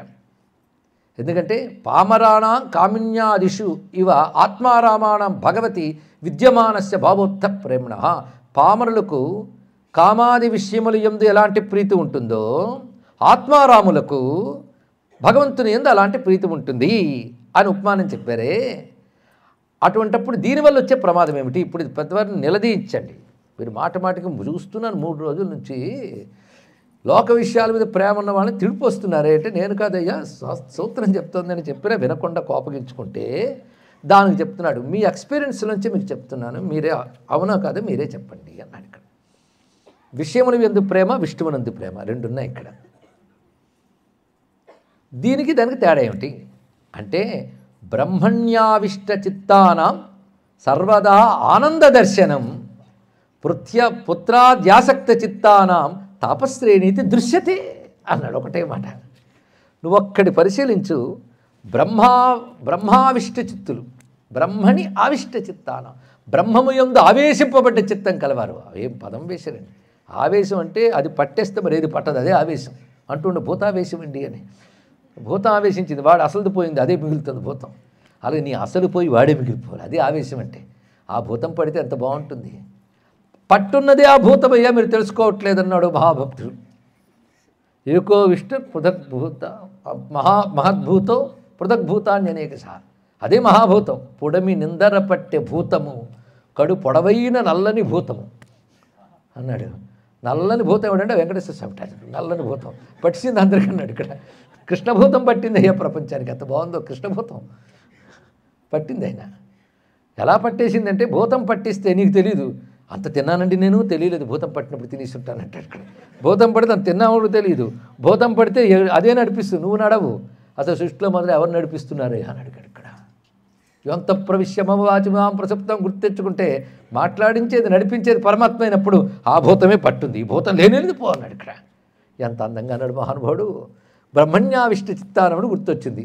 ఆ బ్రహ్మావేశం పట్టినటువంటి వాడు ఎవడైతే ఉంటాడో వాడు, మీరు ఎప్పుడైనా గమనించండి, ఎప్పుడు ఆనందంగా ఉంటాడు. అంటే భగవంతుడి పిచ్చికి లోకం పిచ్చికి తేడా ఏమిటాయంటే, ఆ పిచ్చి పట్టినవాడు ఎప్పుడు ఆనందంగా ఉంటాడు. ఈ పిచ్చి పట్టినవాడు ఏడుస్తూనే ఉంటాడు, లోకంలో తెలుస్తూనే ఉంది కదా అన్నాడు. పుత్రాద్యాసక్త చిత్తానా. పిల్లదో పుట్టగానే సెలబ్రేషన్ ఉంటుందండి. ఆహా ఓహో సృష్టిలో ఇది అచీవ్ చేసాం మేము, మనకు మించిన వాళ్ళు లేరని. దాంతో వీడిని చూసి పిల్లలు పుట్టేవాళ్ళు మా పుట్టలేదు, ఏదో గ్రేట్ క్లాస్ అని వాళ్ళు అనుకుంటారు. వీడు ఏదో అచీవ్ చేసి వీడు అనుకుంటాడు. కొంతకాలం అయ్యాక మొదలవుతుంది. ఇక్కడ మాట వినట్లేదండి, అక్కడ మొదటి సబ్జెక్టు. మా పిల్లాడు సరిగ్గా చదువుకోవట్లేదండి, రెండో సబ్జెక్టు. ఇంకా మూడవది ఉంది, మా పిల్లదానికి అంత చెప్తేనే పెళ్లి చేసుకుంటాను అనట్లేదండి. ఇక్కడ ఇవి బాధలు. అంటే మీకు నిజంగా లోకమయందు ఈ ప్రేమ ఉండడం వల్ల సుఖపడ్డ జాళ్ళు ఏమైనా ఉన్నాయా అని అడిగాడు. ఇక్కడ భగవంతుని ప్రేమ ఉన్నవాళ్ళు దుఃఖపడ్డ జాడలు ఏమైనా ఉన్నాయా చూడు అన్నాడు. ఒకటే మాట. ఇక్కడ మీరు ఎప్పుడైనా ఒక రామకృష్ణ పరమహంసని, ఏమండి ఇన్నేళ్ళే ఖాళీ ఖాళీ ఖాళీ ఖాళీ అని ఉన్నారు కదా, ఎప్పుడైనా మీకు బాధ కలిగించిందా? నా బాధ ఏమిటో ఎందులో నాన్నదికి తెలుసా అంటాడు. ఏ భక్తుడైనా జ్ఞాని అయినా అనవసరంగా ప్రేమించేనేమో అని రిపెంట్ అవడు. వాడు పశ్చాత్తాపం లేదు, వాడు దుఃఖపడే జాడలు లేదు, కానీ వాడికి ఏడుపు కనబడుతుంది. ఈ ఏడుపు ఇలాంటి ఏడుపు కాదు. ఇక్కడ ఆ పరమాత్మ కావాలని ఏడుపు, ఆయన చూడాలని ఏడుపు. ఈ ఏడుపే తప్ప వాడి వల్ల నేను ఏడుస్తానని ఏడుపు లేదు ఇక్కడ. కనుక లోకంలో స్పష్టంగా కనబడుతుంది కదా. అందుకే దృశ్యతే ఖలు, కనబడుతుంది కదా. ఏమని పుత్రాద్యాసక్త చిత్తానం తాపశ్రేణీతి గర్జతే. ఒక తాపం కాదు, శ్రేణి. ఒకదాని వెంట నిచ్చెన అలా ఉంటుంది తాపం. శ్రేణి అంటే సాధారణ, నిశ్రేణి అంటే నిచ్చెన, ఒకదాని తర్వాత లింక్ ఉన్నది. కానీ తాపంలో శ్రేణిగా ఉంటాయి. పైగా తాపం పీక్కు కూడా తీసుకెళ్ళిపోతుంది, పైకి తీసుకెళ్ళిపోతుంది. అంత తాపశ్రేణి. లోకంలో ప్రతిదీ ఏడిపిస్తుంది, గుర్తుపెట్టుకోండి. కానీ ఇది ఉంటే నాకు ఆనందం కలిగించు తెచ్చుకున్న ప్రతిదీ ఏడిపిస్తుంది. కానీ పరమాత్మపై ప్రేమ ఒక్కటే ఏడిపించట్లేదు. లోకంలో చూడు పోని, నేను అన్ని అనుభవానికి వచ్చి నమ్ముతానంటే జీవితం సరిపోదు. ఆ ఇద్దరిని చూడండి, భగవత్ ప్రేమికుల్ని లోక ప్రేమికుల్ని చూడు, వాడికి ఎప్పుడు దుఃఖం లేదు. అరే ఎంత ఆనందంగా ఉంటాడయ్యా. కేవలం గోచి పెట్టుకున్న కొండ దగ్గర నిలబడా రమణ మహర్షి. నా దగ్గర 2 కోట్లు ఉన్నాయి, లోకంలో ఎవడికి లేనటువంటి కారు ఉంది, కొత్త బ్రాండ్ వచ్చిందని నా ఇంటికి రావాల్సిందే. అప్పుడుగా నా గొప్పతనం ఎవడికి తెలియదు. ఇన్ని ఉన్నాయి, కానీ మనకు అనుకున్న వాటిలో ఒక్కటి లేదు ఆయన దగ్గర. ఇక్కడ గోచిగుడ్డు తప్ప. ఆ కొండ కింద ఉన్నాడు. నువ్వు సుఖంగా ఉన్నావా అంటే, సుఖంగా ఉండడం ఏంటి, సుఖమేనే అంటాడు ఆయన. నువ్వు అనగలవా అది? చెప్పు. నువ్వు పోగు చేసుకున్న విషయాల్లో ఒక్కట్లేదు, వాడు ఎప్పుడు ఆనందంగా ఉన్నాడు. ఇంకా అవి పోగు చేసుకోవాలి, అయిపోనండి, దీని తర్వాత చూద్దాం, దీని తర్వాత చూద్దాం, 80-90 ఏళ్ళు వచ్చిన కూడా దీని తర్వాత చూద్దాం అంటే అదేమిటో ఆశ్చర్యం. ఏం గ్యారంటీ వాళ్ళకి ఇక్కడ. కానీ ఏమీ సుఖం ఇవ్వట్లేదని తెలుస్తూనే ఉంది ఇక్కడ. దీన్ని బట్టి ఆలోచించుకో. భగవంతుని యందు ప్రేమ మాత్రమే పరా. భగవంతుని యందు గొప్ప ప్రేమ కాదు, భగవంతుని ప్రేమించడమే గొప్ప. అందుకే పరానురక్తిరీశ్వరే అనే మాటకు చెప్తూ, అతయేవ విషయ స్నేహం న్యక్కుర్వంత్యభిజ్ఞా స్నేహస్య తస్య ధిక్కారో యో నచుంబతి కేశవం. భాగవత భాష ఏమి పారవశ్యం అండి బాబు ఇక్కడ. అందుకే అతయేవ విషయ స్నేహం న్యక్కుర్వన్. న్యక్కుర్వన్ అంటే ధిక్కరించడం, తీసిపారేయడం. ఎవరు చేస్తారా పని? అభిజ్ఞాహ, సంపూర్ణంగా తెలిసిన తెలివైన వాళ్ళు లౌకిక ప్రేమల్ని ధిక్కరిస్తారు, చి అని తోసేస్తారట. ధిక్ అంటే చి, ధిక్కరించుట అంటే చెయ్యని తోసివేయుట, అది ధిక్కరించుట అని అర్థం. ఇక్కడ తోసివేసేస్తారు. ఎందుకంటే అభిజ్ఞాహ, వాళ్ళు తెలివైన వాళ్ళు కనుక విషయ ప్రేమను తీసేస్తారు. అంటే వాటిలో ప్రవేశించి 4 దెబ్బలు తిని అప్పుడు వదులుకోవడం కాదు, వాళ్ళు పరమాత్మ యందు ప్రేమ గొప్పదని పూర్వపుణ్య విశేషం వల్ల తెలుసుకుని వీడు జోలికే వెళ్ళరు, తీసిపారేస్తారు.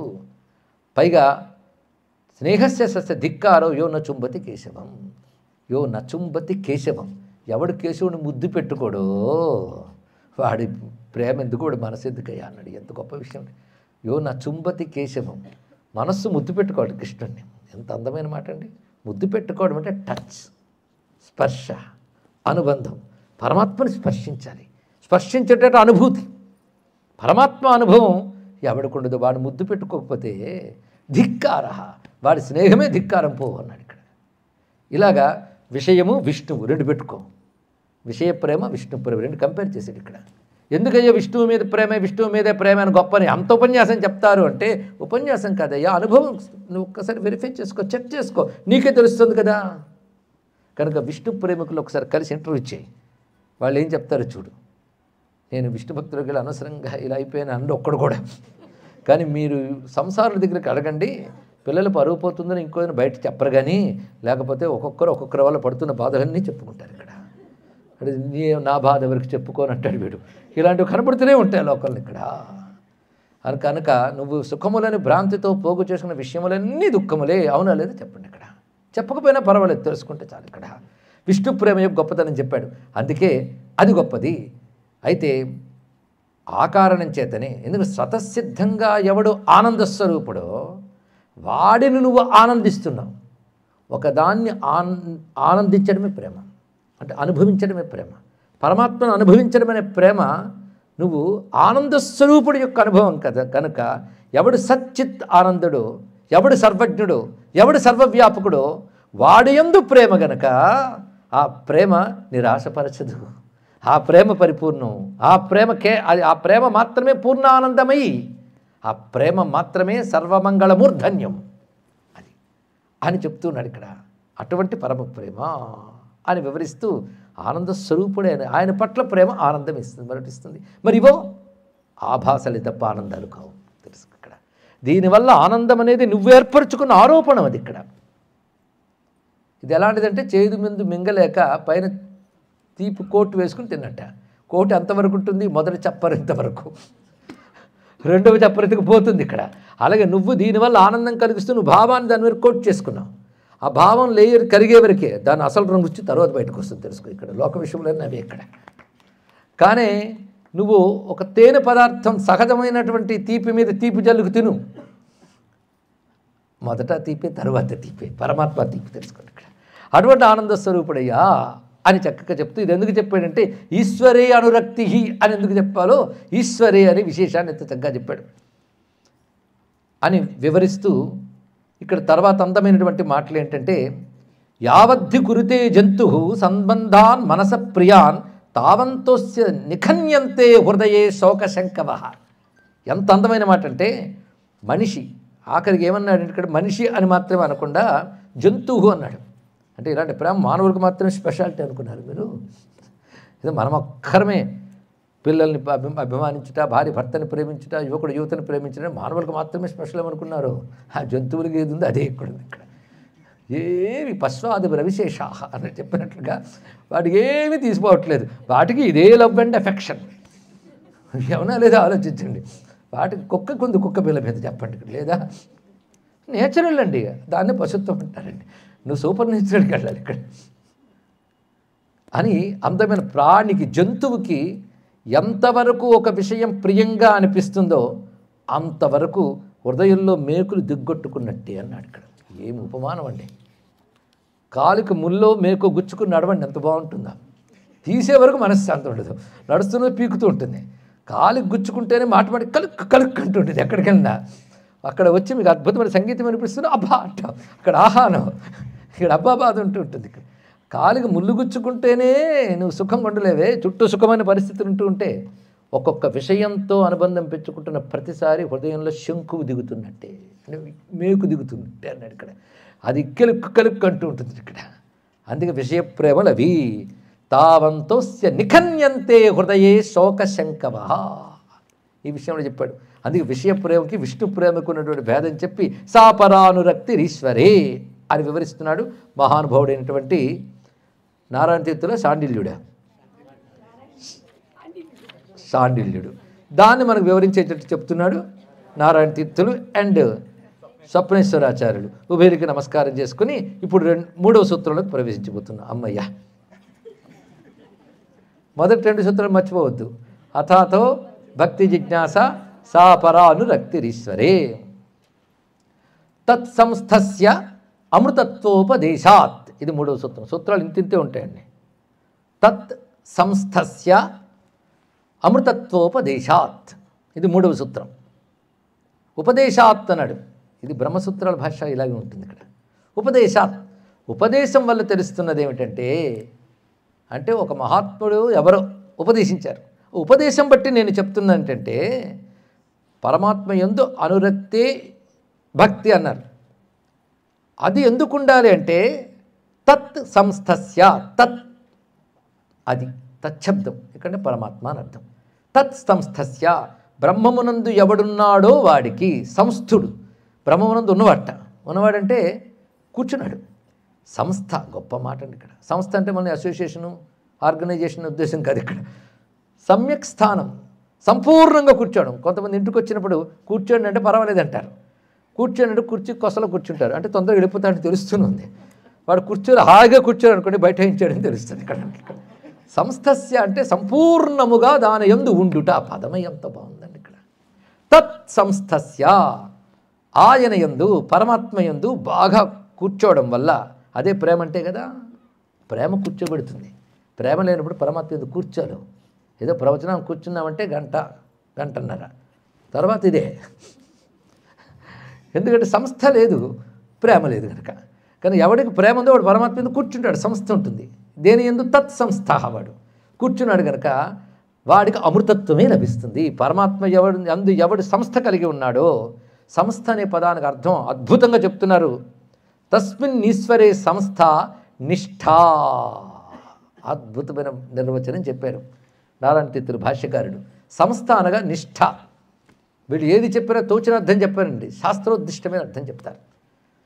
తస్మిన్ ఈశ్వరే అంటే తత్ అంటే తస్మిన్ ఈశ్వరే, ఈశ్వరుని యందు పరమాత్మ యందు నిష్ఠా.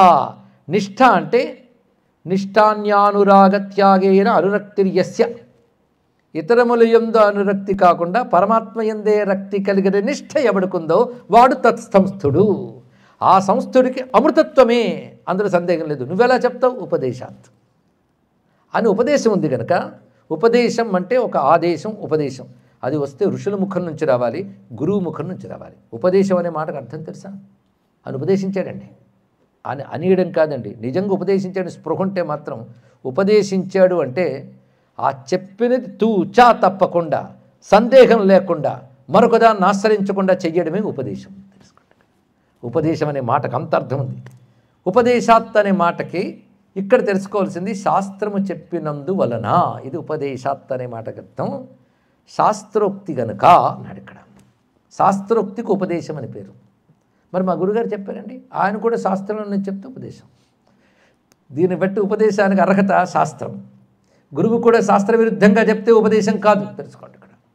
నేను చెప్తున్నాను వినండి. ఈ రోజుల్లో ఎవడు చేస్తాడండి? ఇవన్నీ తీసేయండి. నువ్వెవడు చెప్పడానికి? ఈ రోజుల్లో చేయగలిగేవాడు చేస్తాడు, నువ్వు చేయలేవు. నువ్వు చెప్పింది నాకు కాదు, శాస్త్రం చెప్పిందా అని అడగగలిగే స్థాయిలో శ్రోత ఉండాలి ఇక్కడ. నేను శ్రోతలు మూర్ఖులు అనుకున్నారా? ఇక్కడ ఎందరో మహాత్ములు ఉన్నారు కనుక వాళ్ళు అవమానించేటట్టుగా, వాళ్ళు తప్పు చూపించేటట్టు చెప్పకూడదని చెప్పేవాడు జాగ్రత్తగా కూర్చొని మాట్లాడాలండి. ఎందరో మహాత్ములు ఉంటారు.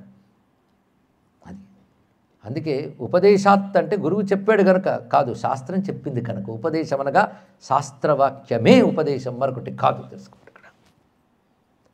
శాస్త్రవాక్యం గురువు చెప్పాడు కదా, బలం ఏర్పడింది ఇక్కడ రెండు, అంతే, మరొకటి కాదు. అది ఉపదేశాత్ అంటే ఇక్కడ అర్థం ఏంటి? శాస్త్రవచనాత్, శాస్త్రవచనము వలన. అంటే భగవంతుని యందు ఎవడు నిష్ఠ కలిగి ఉంటాడో వాడు అమృతత్వాన్ని పొందుతాడు అంటున్నాడు శాండిల్యుడు. నువ్వెవరయ్యా చెప్పడానికి? నేను చెప్పలేదు, శాస్త్రం చెప్పింది. అందుకు నేను చెప్తున్నాను. ఎక్కడ చెప్పింది? చెప్తాను రా అన్నాడు నారాయణ తీర్థుల వారు. ఎక్కడ చెప్పిందో చెప్తున్నారు ఇక్కడ. ఎక్కడ చెప్పింది అంటే తన్నిష్టస్య మోక్షోపదేశాత్ అనే సూత్రం చెప్పాడు. తన్నిష్టస్య మోక్షోపదేశాత్. ఇది ఎక్కడున్నది? బ్రహ్మసూత్రాలది. ఆయన చెప్పిన వాడెవడు? వేదవ్యాసుడు. శాస్త్రం అది. అందుకు తన్నిష్టస్య మోక్ష ఆయన అన్నాడు ఉపదేశాత్. మళ్ళీ ఇక్కడ ఆయన ఊరుకోలేదు. సేమ్ బ్రహ్మసూత్ర భాష్యే. తన్నిష్టస్య మోక్షోపదేశాత్. మేమైతే బ్రహ్మసూత్రాలు చెప్పాము.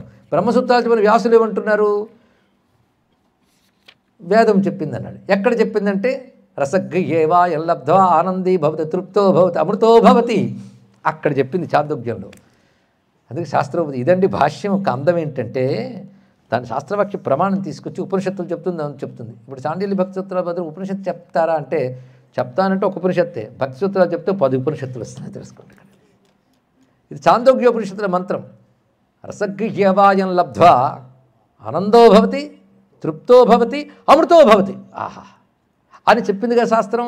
దాన్ని గుర్తు చేశారు ఎవరు? బాదరాయుడు బ్రహ్మసూత్రంలో. తన్నిష్ట వాడు అమృతత్వము.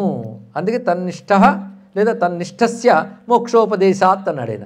అదే నేను ఇక్కడ అంటున్నా. తత్సంస్థస్య అమృతత్వం ఉపదేశాత్ అన్నాడు ఇక్కడ.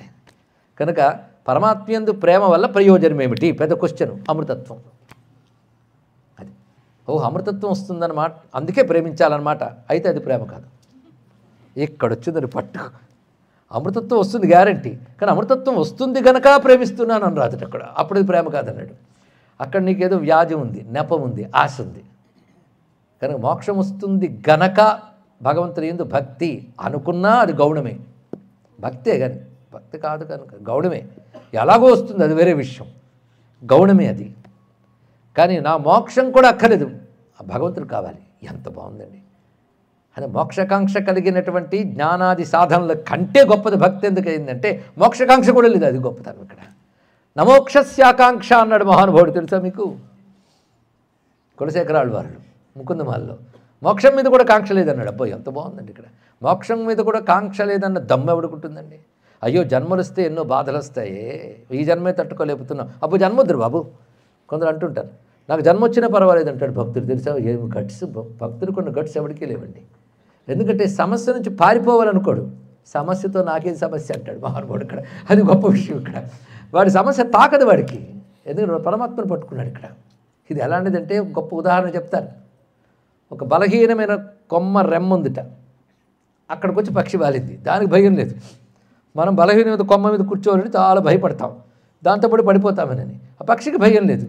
ఎందుకంటే ఇది కొమ్మను నమ్ముకోలేదు, రెక్కను నమ్ముకుందయ్యా అన్నాడు ఇక్కడ. దాని రెక్క బలం ఉంది, కొమ్మ బలం దాన్ని ఏం చేయలేదు. అందుకే ఏవి వాడికి పట్టవు. ఎందుకంటే వాడు అసలు బలం పరమాత్మ. అటువంటి ఆ ప్రేమ ఉన్న వాడికి వీటి మీద ఏముంటుందండి? అందుకే నాకు ఏ జన్మ ఇవ్వు పర్వాలేదు, నీ మనస్సుపై అచంచలమైన ప్రేమ ఉండే జన్మ ఇవ్వయ్యా అన్నాడు ఇక్కడ. ఇందులో సాధన వల్ల నీపై ప్రేమ తెచ్చుకుంటాను కూడా అన్నాడు. అది గమనించండి ఇక్కడ. నేను సాధనతో ప్రేమ తెచ్చుకోవాలంటే సాధన చేస్తాడే కానీ నా సాధన వల్ల నీపై ప్రేమ కలుగుతుంది అనుకోడు. అనుకుంటే అహంకారం వచ్చింది. తానేదో ఆయన కోసం తప్పించిపోతాడు అంతే. అదే సాధన. నీ అనుగ్రహం వల్ల రావాల్సింది తప్ప నాకేముందయ్యా అంటాడు. అది గొప్ప విషయం. భక్తులకున్న విషయం చూడండి. అందుకే నరత్వం దేవత్వం నగవన మృగత్వం మశకత పశుత్వం కీటత్వం భవతు విహగత్వాది జననం. శివానందరులో చెప్తున్నారు. నరుడైన మశకమైన కీటమైన ఏమైనా పర్వాలేదు, నన్ను మనిషిగా పుట్టించు, దేవతగా పుట్టించు, ఏమైనా పుట్టించు పర్వాలే, కానీ ఆ పుట్టిన జన్మలో హే పశుపతే నా మనస్సు నీ మీద ఉంటే చాలయ్యా అన్నాడు ఇక్కడ. ఎంత గొప్ప భావం అండి ఇక్కడ. అలాంటి భక్తిది. అందుకే అలాంటి భక్తి వల్ల వచ్చేది ఏంటి? అమృతత్వము. అమృతత్వం లభిస్తుంది. అది దాని యొక్క విశేషం. తర్వాత సూత్రంలో ప్రవేశిస్తున్నాం. జ్ఞానమితి చేన్ న ద్విషతోపి జ్ఞానస్య తదసంస్థితే. భగవంతుడు తెలిస్తే చాలు ఆయన ఎంత సంస్థితుడైపోతాడు అని ఒకానొక మాట ఉంటుంది. మీరు జాగ్రత్తగా వినవలసిన సూత్రం ఇదండి. ఇది అనేక మీరు అనుకుంటారు భక్తి సూత్ర భక్తి గురించి కాదు, మనకు కలిగే పనికిమాలిన సందేహాలు, పనికొచ్చే సందేహాలకు కూడా సమాధానాలు ఉన్నాయండి. తత్ అసంస్థితే మొదటి వెనక సూత్రంతో అనుబంధం. అందరూ సంస్థస్య అమృతత్వం. అందుకే ఆ సంస్థ ఎవరికి లభిస్తుంది? ప్రేమ ఉన్న వాళ్ళకి. కాదయ్యా జ్ఞానం చేత కూడా ఆ సంస్థ పొందవచ్చు అన్ను అంటావే, అలా అనడానికి లేదు. తెలుసుకున్నంత మాత్రాన్ని ఎలా వస్తుందయ్యా? దాని మీద ప్రేమ ఉంటేనే సంస్థ. తెలుసుకుంటే లాభం లేదు, ప్రేమ ఉండాలి అన్నాడు. తెలిసినవాడు దానితో అటాచ్ అవ్వడం వేరు, ప్రేమ ఉన్నవాడు అటాచ్ అవ్వడం వేరు, రెండుకి తేడా ఉన్నది. ఈ మాట చాలా అద్భుతమైన మాట అండి. తెలియడం చేత సంస్థానం రావట్లే. ఇప్పుడు ఇంత కృష్ణగా తెలుస్తుంది, అందరికీ సంస్థానం వచ్చేసిందా? ఎన్ని భాగవతాలు వినలే? ఉండవలసింది ప్రేమ. కేవలం జ్ఞానమితి చేత్ నా ద్విషతోపి జ్ఞానస్య తత్ అసంస్థితే అన్నారు ఇక్కడ. మళ్ళీ చెప్తున్నాను, తెలియడం చేత భగవంతుని సంస్థానం వస్తుంది రాదు, ప్రేమ చేత మాత్రమే సంస్థానం వస్తుంది. సంస్థ మాత్రం చేత అమృతత్వం వస్తుంది, తెలియడం చేత రాదు. ఎందుకంటే తెలిసినంత దగ్గరగా తిరిగాడు ఆయన. ఆయన గురించి నాకు తెలుసు. ఏమని? మధురలో పుట్టాడు, బృందావనంలో పెరిగాడు, ఆవులతో పాటు తిరిగాడు, గోపికలతో తిరిగాడు, ఏదో వాడు కాపాడుకొని తిరిగాడు అంతా. తర్వాత అసలు రంగు బయటపడిపోయింది, ఆయన దేవకి వస్తువులు పుత్రుడని తెలియగానే కంసుని చంపేశాడు, మిగిలిన అందరూ భయపెట్టేశాడు. ఇవాళ వచ్చి రాజసూయాగం చేసుకుంటున్నాడు, రాజసూయాగంలో అగ్రతాంబులు పుచ్చుకుంటున్నాడు అని ద్వేషించాడు ఒక ఆయన. ఆయన పేరు శిశుపాలుడు. ఎవరికి తెలియదు ఆయన గురించి, కళ్ళ ఎదురు చూస్తున్నారు ఆయన్ని. ఏమండి, కృష్ణుడు కళ్ళెదురుగా తిరుగుతున్నాడు అక్కడ. ఎంత గొప్ప భావం! అసలు ఏ పరమాత్మ దర్శనం కోసం యోగులు విలవిల్లాడిపోతారో, తప్పించిపోతారో, ఆయన వచ్చి ఎదురుగా నిలబడితే లేచి పాదాల మీద పడి కళ్ళనీళ్ళతో చూడాలే కానీ వాడిని చంపడం రా అని లేచాడు కూడా కంసుడు. ఏమంటారు వాడు? వీడికి భగవంతుడు తెలియదా? తెలుసు. పరమాత్మ తెలుసు, తెలియక కాదు. కృష్ణలీల శిశుపాలుడికి తెలియవు, ఆయన గారికి తెలుసు. కానీ ద్విషతోపి జ్ఞానస్య తత్ అసంస్థితే, వాడికి తెలిసినప్పటికీ కూడా ద్వేషం అనేది ఒకటి ఉండడం చేత వాడికి అసంస్థితి ఏర్పడింది. అంటే పరమాత్మ ఎందు ఉండలేకపోయాడు, నిలబడలేకపోయాడు, పరమాత్మతో అంటుకోలేకపోయాడు ఆయన. ఎందుకు? ఆయన గురించి తెలిసిన ద్వేషం ఉండడం వల్ల. కనుక భగవంతుని తెలిసినంత మాత్రాన సంస్థితి వస్తుంది తెలియవద్దు. భగవంతుని మీద ప్రేమ ఉంటేనే సంస్థి ఏర్పడుతుంది. ప్రేమ కాక ఏ భావం ఉన్నా ఆయన సంస్థితి ఏర్పడదు అనడానికి ఉదాహరణ ఆయన హిస్టరీ అంతా తెలిసినప్పటికీ తిట్టడానికి వాడుకున్నాడే తప్ప ఆయన ఎందుకు సంస్థితులు కాలేకపోయారు కదా వీళ్ళు అని చెప్తున్నారు. ఇక్కడ గొప్ప విషయం ఇక్కడ గమనించవలసింది. అదే భగవంతుడు అవతార కాలంలో ఈయన పరమాత్మను అందరికీ తెలియబడతాడా? ఇది చాలామందికి ప్రశ్న. అరే ఆయన పరమాత్మని తెలియబడి అంత కృష్ణుడి కాలంలో పుట్టలేదే అని కొందరు అంటూ ఉంటారు. పుట్టుంటాం, శిశుపాలుడు తమ్ముడుగాను లేదా వాడి సైన్యంలో ఒకటిగాను, దానికే ఉంది ఇక్కడ. ఎందుకంటే వాడిగా పరమాత్మ యొక్క జ్ఞానం అంటే ఎరుక, వాడికి హిస్టరీ తెలుసు. కృష్ణుడు ఎప్పుడు పుట్టాడో వెళ్ళి మొత్తం హిస్టరీ సేకరించాను. శత్రువు కూడా ఇంకో శత్రువుని దెబ్బ కొట్టాను, వాడి హిస్టరీ మొత్తం స్టడీ చేస్తాడు. అది వాడికి వాడి హిస్టరీ ఉంటుంది. కానీ లేనిదంటే ప్రేమ లేకపోవడం వల్ల దానిలో తాను నిలబడలేకపోయాడు, నిలకడ పొందలేకపోయాడు, లీనం కాలేకపోయాడు. 3 మాటలు ఉన్నాయి ఇక్కడ. దానితో పరమాత్మ రుచి వాడికి తెలియట్లేదు. ఇక్కడ రుచి తెలియాలండి. ఇక్కడ రుచి ఎవడికి తెలుస్తుంది? ప్రేమ ఉన్నవాడికి తెలుస్తుంది. ప్రేమ లేని వాడికి రుచి తెలియదు. మరి గోపికలకు ఎలా తెలిసింది? ప్రేమ ఉండడం వల్ల. పాండవులకు ఎలా తెలిసింది? ప్రేమ ఉండడం వల్ల. నారదులకు ఎలా తెలిసింది? ప్రేమ ఉండడం వల్ల. భీష్ముడికి ఎలా తెలిసింది? ప్రేమ ఉండడం వల్లే. మీరు దానికి ఏం పేర్లు పెట్టకండి. ప్రేమ ప్రేమ ప్రేమ ప్రేమ. కృష్ణ అనగానే కరిగిపోతారు వాళ్ళు. అందుకే ఆయన్ని పోల్చుకోగలిగారు. అందుకే పరమాత్మ అవతరించిన కాలంలో కూడా ఆయన గురించి తెలిసినప్పటికీ ప్రేమ లేకపోవడం చేత ద్వేషం ఏర్పడుతుంది. ఆ ప్రేమ లేకపోవడం చేత సంస్థితి ఏర్పడదు. సమ్యక్ స్థితి సంపూర్ణముగా ఆయన యందు ఉండుట ఆయన ఏర్పడదు. దుర్యోధనుడు కథ తీసుకోండి, అంత పరమాత్మ వచ్చాడు సభలోకి, ఏడ్చారు ఆయన వచ్చారని చెప్పి ఇక్కడ మహానుభావులు అయినటువంటి వాళ్ళు భీష్మాదులు ఆనందపరుసులైపోయారు స్వామి రావడంతో. మహర్షులు వచ్చేసారు పొలిటికల్ మీటింగ్కి, అసెంబ్లీకి పార్లమెంటుకి ఋషులు వెళ్ళరండి. కానీ కృష్ణుడు సభలోకి రాగాడు. ఇంత చేస్తే పాలిటిక్స్ మాట్లాడడానికి వచ్చాడు ఇక్కడ. దాని ఋషులు వచ్చేసట. అదే పొలిటికల్ మీటింగ్ మీరు ఎందుకు వచ్చారు అని ఎవరు అడుగుతా చెప్పడానికి సిద్ధంగా ఉన్నారు. మేము పొలిటికల్ మీటింగ్ రాలేదు, కృష్ణుడు మాటలు విందామని వచ్చారు ఇక్కడ. ఎందుకంటే వాళ్ళ ప్రేమ, వాళ్ళ కృష్ణుడు తగులుకున్నారు, దుర్యోధనుడు కట్టేద్దాం అనుకున్నాడు. సంస్థితి రాలేకపోయింది చూసారు ఇక్కడ. అందుకే జ్ఞానమితి చేత్ తత్సంస్థ అనేది జ్ఞానము చేత వస్తుందంటే రాదు. ఎందుకంటే ద్విషతోపి జ్ఞానస్య తత్ అసంస్థితే, తెలిసినప్పటికీ కూడా ఈ పరానురక్తి అనేది లేకపోవడం చేత వాళ్ళకి దాని సంస్థితి ఏర్పడలేదు. కనుక భగవంతుని యందు స్థిరపడుట అనేది జ్ఞానము చేత రాదు, ప్రేమ చేత మాత్రమే లభిస్తుంది అని ఎస్టాబ్లిష్ చేశారండి ఇక్కడ. అది మఠం వేసుకుని బ్రహ్మం అంటే ఏంటో తెలుసుకుంటాం, చెప్పండి కూర్చుంటాం అంటే నేర్చుకుంటాం. అందుకే మహానుభావుడు ఇక్కడ అత్యద్భుతంగా ఒక ఉదాహరణ.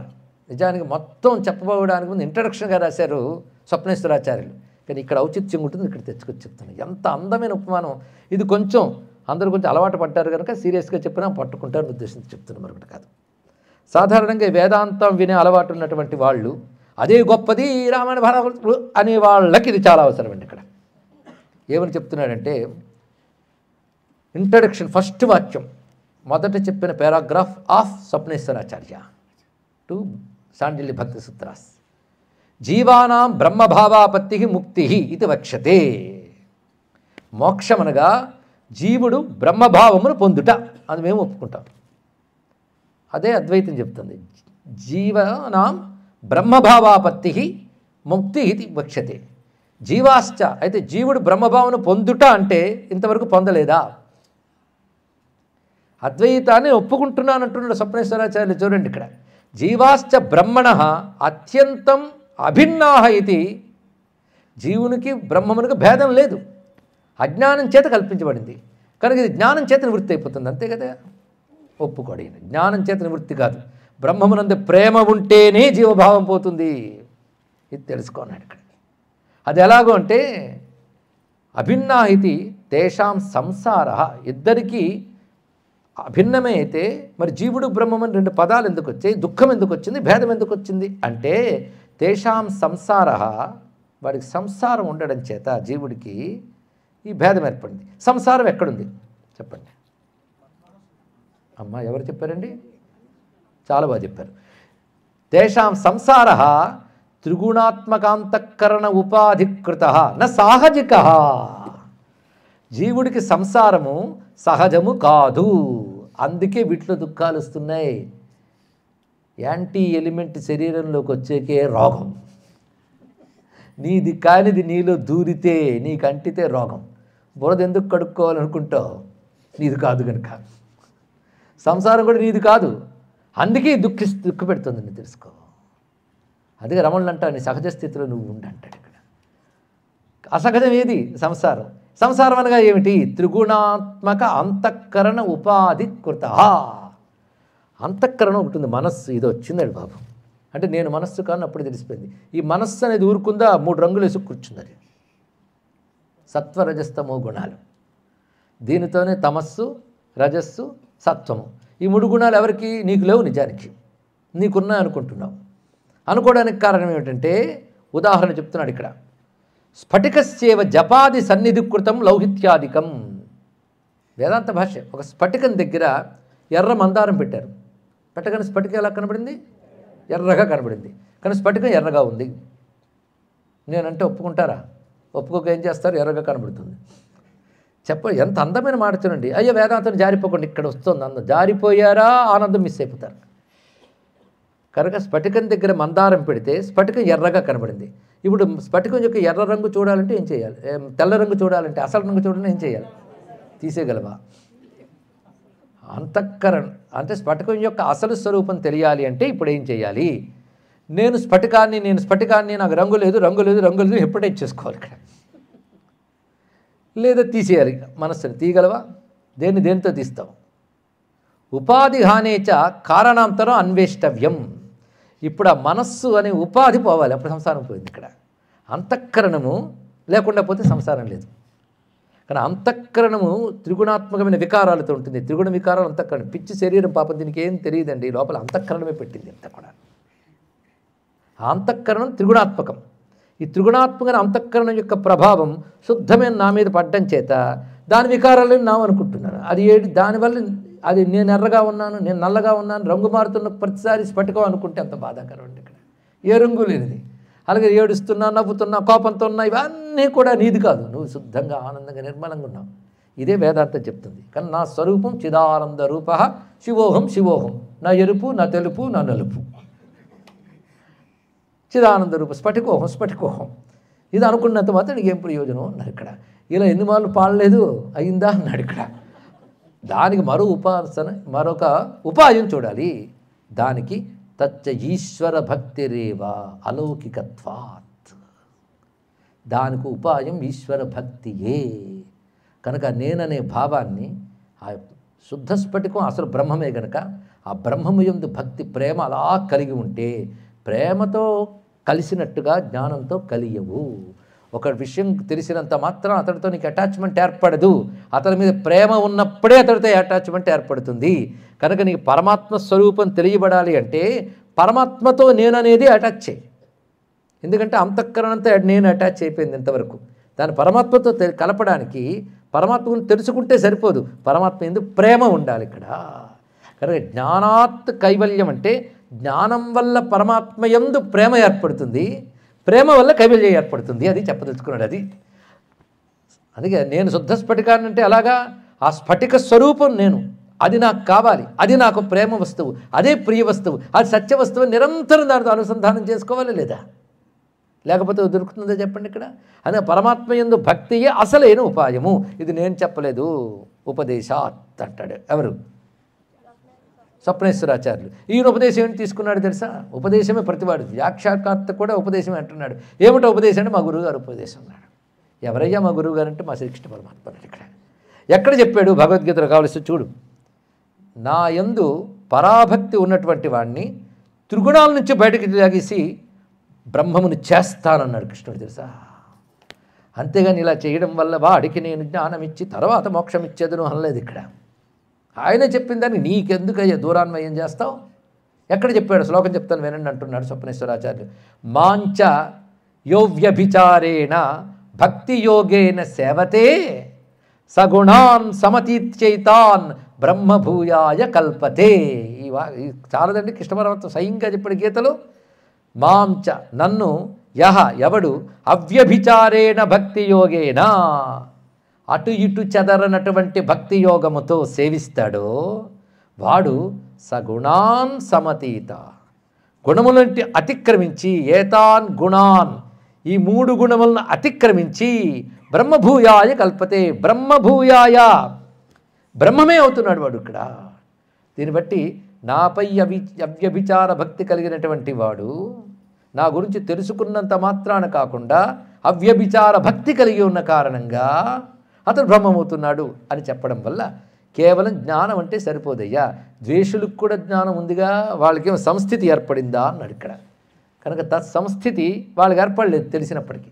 కానీ ఒక పరమాత్మ గురించి తెలుసుకున్నాం, కృష్ణ గురించి తెలుసుకున్నాం మాత్రం సంస్థితి ఏర్పడదు.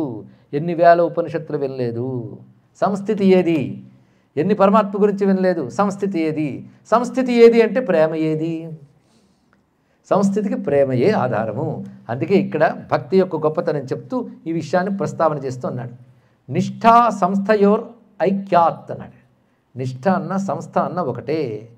నచ సంస్థస్య అన్యవృత్తి నిరోధేన తద్వృత్తిరేవ సాచ వృత్తి జ్ఞానం సంభవతి ఇది వాచ్యం. వృత్తి జ్ఞానం చాలా జాగ్రత్తగా ఇక్కడ చాలా జాగ్రత్తగా నారాయణ వారు చెప్తున్నారు ఇక్కడ. అయితే జ్ఞానము చేతే మోక్షం అన్న మాటలో కూడా లౌకికులు చెప్పినట్టు ఒక విషయం గురించి తెలుసుకోవడమే జ్ఞానం అని అర్థం కాదు వేదాంత విచారంలో. దాని అర్థం వేరు. ఒక విషయం గురించి తెలుసుకున్నట్టు అనుభవించుట అని బ్రహ్మజ్ఞానార్థంలో అదే అర్థంలో చెప్పారు. అది తెలియక మనమేమనుకుంటామంటే జ్ఞానం అంటే బ్రహ్మ గురించి తెలియట, ప్రేమించుట ఇవ్వేరు. కానీ ఇక్కడ జాగ్రత్త గమనించవలసింది అద్వైత భాష్యం రాస్తున్నాడు. అది చాలా జాగ్రత్త చేసిన వృత్తి జ్ఞానం ఉంటుంది. వృత్తి జ్ఞానం విషయం గురించి తెలుసుకోవడం ఇక్కడ. కనుక దీనికి ఈశ్వర జ్ఞానం అని పేరు పెట్టారు ఇక్కడ వ్యాఖ్యాతలు. అంటే ఈశ్వరుడు సర్వ సృష్టికర్త, సర్వనీయంత అంతా ఆయన మించింది ఏం లేదు. తెలుసుకోవడం వల్ల నీకేమొచ్చింది? ప్రేమ వల్ల వస్తుంది. కానీ పరమాత్మ యందు ప్రేమ అత్యంత ప్రధానమని మళ్ళీ ప్రతిపాదన చేస్తూ వివరిస్తూ తయోపక్షయాచ్చ 5వ సూత్రంలోకి వెళ్ళాం. ఇప్పుడు తయా ఉపక్షయాచ్చ, తయ అనే మాటకి భక్త్యా జ్ఞాన ఉపక్షీణం యస్య. ఎందుకంటే జ్ఞానం కాదు, ప్రేమ వల్లనే సంస్థితి ఏర్పడుతుంది. ఇంతవరకు చెప్పింది సారం మర్చిపోలేదు కదా ఇంత ఉపన్యాసంలో. సూత్రాలు మర్చిపోకూడదు. ముందు చెప్పింది ఏంటి? అనురక్తి ఈశ్వరుడు యందు ఉండే అది భక్తి. అది ఉంటేనే ఆయన యందు నింటాం, ఉంటేనే అమృతత్వం లభిస్తుంది. ఆయన యందు ఉండడం అనేది ప్రేమ వల్ల ఏమిటయ్యా? జ్ఞానం వల్ల కూడా అవుతుంది కదా అంటే జ్ఞానం వల్ల అవదు, ప్రేమ ఉంటేనే అవుతుంది అని తేల్చాడు. తెలిసి కూడా ప్రేమ లేకపోతే సంస్థితి ఏర్పడదు అని చెప్పడానికి ద్వేషభావంతో ఉన్న వాళ్ళు చాలామంది ఉన్నారుగా. కృష్ణావతార కాలంలో ఎంతమంది లేరు? అందరూ ఎందుకు తెలుసుకోలేకపోయారంటే వాళ్ళకి నాలిక లేదు, ఆ టేస్ట్ ఆయన పరమాత్మను తెలియగలగాలి. అందుకే ఆయన అవతరించిన కాలంలో పైగా రాముడైతే దాపరికం దేవుడు, అందుకే ఆయన గురించి ఇక్కడ చెప్పుకోవట్లే. ఆయన కనబడినివ్వలేదు తను విష్ణువు, నేను ఎవరికి తెలియనివ్వలేదు. అమ్మో ఏం మాయలోడండి ఇక్కడ. మా కృష్ణుడున్నాడే తన పరమాత్మను ప్రకటించేశాడు, ఆయన మాత్రం పోల్చుకున్న వాళ్ళు పోల్చుకున్నారు ఆయన్ని. నువ్వు దాచలేవయ్యా అన్నవాళ్ళు కొందరు ఉన్నారు. వాళ్ళు ఎవరయ్యా అంటే నాలాంటి వాళ్ళు అన్నాడు విశ్వామిత్రుడు, నాలాంటి వాళ్ళు వశిష్ఠుడు వంటి వారు, వీళ్ళందరూ అంతే అన్నాడా లేదా. అందుకే అహం జానామి, నాకు తెలుసు, అదే రాముడు ఏంటో నాకు తెలుసు అని చెప్పినట్టు వాళ్ళు పట్టారు ఆయన్ని. ఈయన గారు ఉన్నారే అలా కవర్ చేసుకు తిరగలే, చక్కగా చిన్నప్పటి నుంచి చూపిస్తూనే ఉన్నాడు. వాళ్ళ ముందే ఎగిరి దుమికాడు ఖాళీ పని పడాల మీద. అంత పడగలు విప్పిన పాము మీద చిన్నపిల్లాడికి ధ్యానం చేస్తుంటే ఈయన పరమాత్మని ఎంతమంది కనిపించింది, కనిపించలే. ఆయన రోటికి తాడు కడితే చెట్టు కూల్చేశాడు, నిలబడ్డాడు. పరమాత్మని ఎంతమంది తెలుసుకున్నారు, గోవర్ధనగిరిని ఎత్తాడు. అది అలా వచ్చి అలా వెళ్ళిపోలేదు, 7 రోజులు చూశారు. చూసిన తర్వాత ఏమో పరమాత్మ ఏమో ఎప్పుడో అనుగ్రహం పడి తెలుసుకోగలిగారు. అంత ప్రేమ ఉన్న వాళ్ళకి వాళ్ళు మాత్రమే తిరిగి తెలుసుకోగలిగారు. ఆయన నిలబడిపోయారు. ఎవరు? గోపగోపీ జన్మలు. ఎందుకంటే ప్రేమ ఉంది ఇక్కడ. అలాంటి పరమాత్మ ఎదురుగా ఉంటే కట్టేద్దాం అనుకున్నాడు, కింద పడిపోయాడు దుర్యోధనుడు. ఎందుకు? ప్రేమ లేదు, తెలుసుకుంటాడు. అది తేడానైనా అన్నాడు ఇక్కడ. కనుక సంస్థితి అనేది ప్రేమ ఉంటేనే కలుగుతుంది తప్ప కేవలం విషయ జ్ఞానం వల్ల కలగదు. అంతేకాదు ప్రేమ పెరిగిపోతే ఇది క్షీణిస్తుంది కూడా. భక్తి ముందు జ్ఞానం బలహీనమైన సుమా అన్నాడు ఇక్కడ. చాలా ఇది బాగా సున్నితమైన సైకలాజికల్ ఫ్యాక్టర్ అండి ఇక్కడ. తయా ఉపక్షయాచ్చ, ఇది 5వ సూత్రం. తయోపక్షయాచ్చ భక్త్యా, తయా అంటే భక్త్యా ముక్తిం ప్రతి జ్ఞానం ఉపక్షీణం యస్మాత్. జ్ఞానం కంటే ఇప్పుడు భక్తి దగ్గర జ్ఞానం బలహీనమైనది అన్నప్పుడు ఇటువైపు తిప్పండి, జ్ఞానం కంటే భక్తి బలమైనది. సూత్రం అదే అర్థం కదా. ఎలా చెప్పగలమంటే జ్ఞానులైనటువంటి వారు పరమాత్మను నమస్కరిస్తున్నారు అని వాక్యములు ఎన్నున్నాయో చూపించిన అన్నాడు ఇక్కడ. జ్ఞానులైన వారు పరమాత్మని ఆశ్రయిస్తున్నారు, నమస్కరిస్తున్నారు అంటే ప్రేమిస్తున్నారు, ఆశ్రయించారు. జ్ఞానులైన వాళ్ళు ఆశ్రయించారు అంటే జ్ఞానము చేత ఆశ్రయమైంది కదా. బహూనాం జన్మనామంతే జ్ఞానవాన్ మాం ప్రపద్యతే, దాని మరో సూత్రంలో రుద్దుతాడు అక్కడ. ఇంకా చెప్పుకుందాం అక్కడ. జ్ఞానులు పరమాత్మను ఆశ్రయిస్తున్నాడు అంటే అప్పుడు జ్ఞానము కంటే గొప్పదేమైంది? పరమాత్మను ఆశ్రయించరు. అయితే పరమాత్మను తెలియడం చేత ఆయన మీద ప్రేమ పెరుగుతుంది. కనుక జ్ఞానం భక్తికి సహకరించింది. దేనివల్ల? శాస్త్రములని తెలియడం వల్ల జ్ఞానము చేత భగవంతుడి ప్రేమ పెరిగింది. అప్పుడు జ్ఞానం వల్ల భక్తి కలిగిందా లేదా? బ్రహ్మం అంటే ఏమిటో శుద్ధమైన వాడు, నిరంజనుడు, నిర్వికల్పుడు. ఆ భాషలు నిర్గుణపరంగా చెప్పినప్పటికీ నిరంజనుడు, నిర్వికల్పుడు, ఆయనే శాశ్వతుడు అని చెప్పడం వల్ల కదా ఆయన పొందాలని నువ్వు అనుకున్నావు. కనుక జ్ఞానం వల్ల ఆయన పొందాలనే కోరిక, ప్రేమ పెరిగేయలేదా? కానీ జ్ఞానం వల్ల భక్తి, భక్తి వల్ల జ్ఞానం అని చెప్పున్నాడు. అందుకే అనురక్తి అనే మాటకి ఈశ్వర మాహాత్మ్య శ్రవణాత్ జ్ఞానాత్ అనుసృత్య రక్తి అన్నాడు. ఈశ్వరుని యందు తెలియడం చేత, ఆయన గురించి వినడం చేత ఆయన యందు రక్తి ఏర్పడింది, జ్ఞానం. కానీ జ్ఞానంతో వెళ్ళిపోలే, రక్తి వల్ల వెళ్ళి ఆయనలోకి. ఇక్కడ జ్ఞానం ఎంతవరకు సహకరించింది? ఆయన కావాలని, ఆయన పొందాలని, ఆయన ఇంకా ఇంకా తెలుసుకోవాలని స్థితికి తీసుకెళ్ళింది నిన్ను. అందులో నిలబెడుతుంది. ఏది? ప్రేమ, జ్ఞానం కాదు ఇక్కడ. కానీ జ్ఞానం డ్రివెన్ ఫోర్స్ అంతే. ఇక్కడ తోసింది ముందుకి. ఇక్కడ నిలబడింది దేనివల్ల?